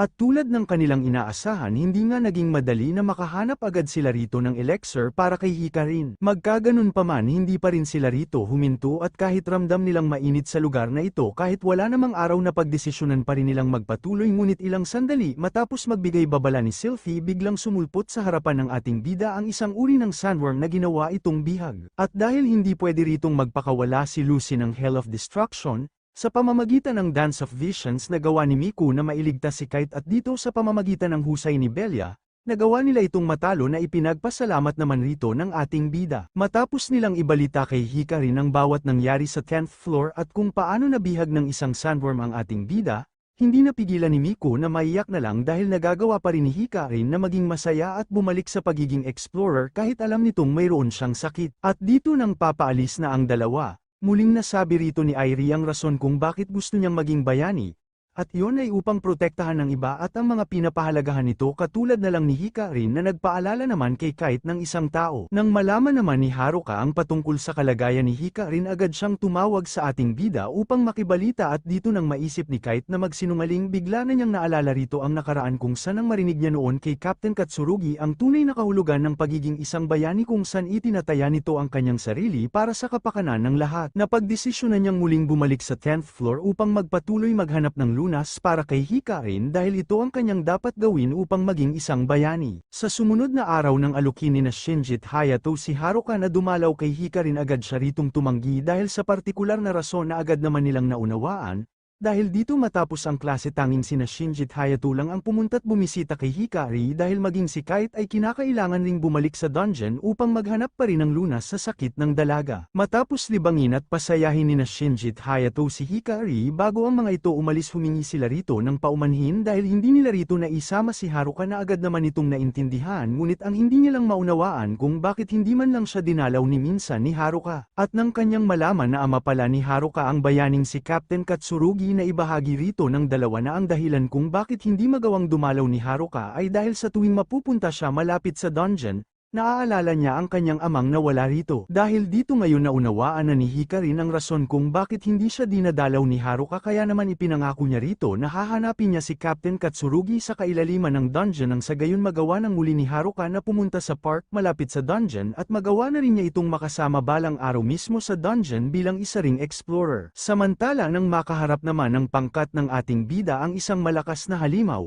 tulad ng plano, sa suporta ng Song of the Valkyrie ni Sylphie tumaas muli ang kakayahan ng bawat isa dahilan kaya naging mas epektibo pa ang kani-kanilang abilidad laban sa halimaw at nang magkaroon ng ating bida ng pagkakataon sa tulong ng kanyang sandata nagawa nila itong tuluyang mapaslang. Matapos iyon, salamat sa natanggap nilang maraming experience points mula sa halimaw nagawa muli nilang mag-level up ngunit sa kabila nun, hindi pa rin sila ganap na masaya dahil hindi pa rin isang elixir ang kanilang natagpuan. Kinagabihan dahil sa kagustuhan ng ating bidang mailigtas si Hikarin matyaga nitong pinag-aralan ang bawat palapag ng dungeon gayon din ang mga monster item drops kaya kinabukasan dahil sa puyat dinadman nito ang kanyang guro at matapos ang klase pati si Haruka at kanyang dalawang kaibigan ay hindi niya rin pinakinggan kahit nasabi ng mga ito na kinakailangan niya ring magpahinga. At dito ng personal na ritong makiusap si Haruka kahit gustuhin man itong pakinggan ng ating bida mas pinili pa rin itong magpatuloy hindi upang maging bayani kundi upang iligtas si Hikarin. Pagdating muli nito sa dungeon kahit alam nitong bumibigay na ang kanyang katawan dahil sa pagkapagod ipinagsawalang bahala niya pa rin ito at kahit kinumbinsi na ito ng kanyang mga servants na mag-day off hindi pa rin niya ito ginawa. Isa pa kahit hindi nila kasama sina Miku at Airi sinubukan pa rin nilang pumunta sa floor 12 ng dungeon.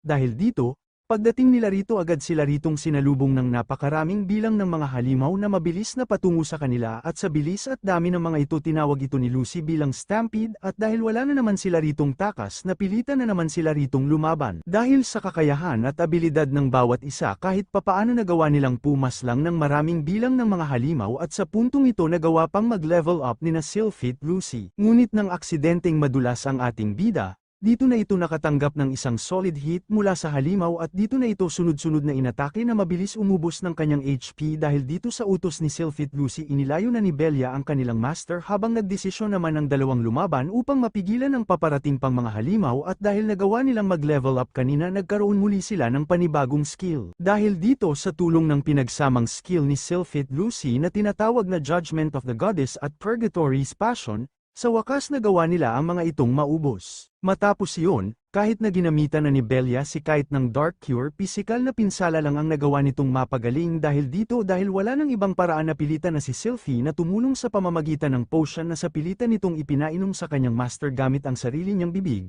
Ngunit hindi naman rito nagpatalo si Lucy kaya naman pinagtulungan nilang pinagaling ang ating bida kahit pa pwede itong maging target ng FBI. Matapos iyon, nang tuluyan ng makaligtas mula sa muntik na kamatayan ng ating bida, nang ito'y madala sa klinik agad itong binisita ni Miku at Airi na nabalitaan ang nangyari at dito nang ito'y kanilang kumustahin. Dahil sa muntik na niyang naging kamatayan nagkaroon na siya rito ng matinding trauma. Kaya naman nang maranasan na niyang malagay sa bingit ng kamatayan humingi ito ng tawad kay Hikarin dahil hindi na nito magagawa pang tuparin ang kanyang naipangako, at pag-uwi nito sa kanyang tahanan nagawa na nitong sunugin lahat ng patungkol sa dungeon. At sa gabi na rin yun personal na rin siyang humingi ng paumanhin kay Haruka dahil sa pagbabaliwala niya sa takot na nararamdaman nito para sa kanya sa tuwing siya'y papunta sa dungeon at ngayon na naranasan na niyang muntik na mamatay alam na niya ngayon ang pakiramdam ng takot na nararamdaman nito ni Haruka at Hikarin. At dito ibinahagi niya rin sa dalaga ang kanyang naging rason kung bakit gusto niyang maging bayani at yun ay para rito kay Haruka dahil simula nang makita niya ito noon na umiiyak sa pagkawala ni Captain Katsurugi dagdag pa ang pagpunang ginagawa ng ilan sa ama nito na pagdesisyonan niya nung patunayan sa lahat na mali sila ng akala patungkol kay Captain Katsurugi sa pamamagitan ng pagsisiwalat niya ng katotohanan patungkol sa dungeon. Sa madaling salita gusto niyang maging bayani upang patunayan sa lahat na tunay na bayaning maituturing si Captain Katsurugi,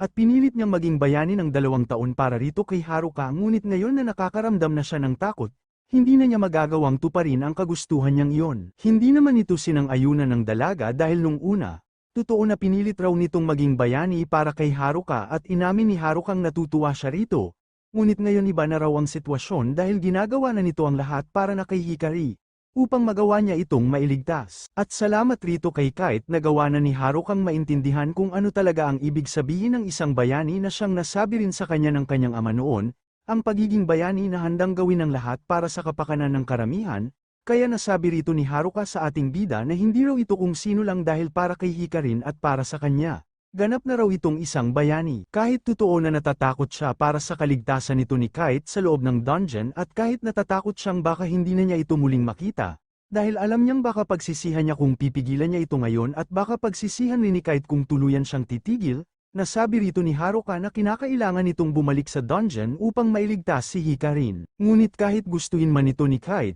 nag-aalinlangan pa rin siya sa kanyang kakaharapin lalo pat hindi niya naman alam kung aling halimaw ang may hawak ng elixir at hindi niya rin alam kung totoo nga itong nag-e-exist. Ngunit nasabi naman rito ni Haruka na basta't maniwala lang raw ito sa kanyang kakayahan at magtiwala ito sa kanyang kapangyarihan, dahil dito, isang bagay ang napagtanto ng ating bida na tiyak magbibigay pag-asa sa kanya kaya lubos niya itong ipinagpasalamat kay Haruka. Dahil dito, kinabukasan agad ng ibinahagi ng ating bida sa lahat ang kanyang plano kung saan magsasagawa sila ng slime farming. Sa ganitong paraan, sa oras na makatagpo sila ng isang rare slime may posibilidad na pwede sila ritong makakuha ng elixir o bagay na makakatulong sa kondisyon ni Hikarin at tiyak ang ganitong plano dahil sa ganitong paraan niya unang nakita't natagpuan sina Sylphie at Lucy. At sinigundahan naman ito ni Sylphie dahil ayon sa kanya, pasok raw ang ganitong sitwasyon sa tinatawag na law of causality kung saan nangyayari ang anumang sitwasyon ayon sa nagiging rason at hindi naman mangyayari ang isang sitwasyon kung wala itong partikular na rason.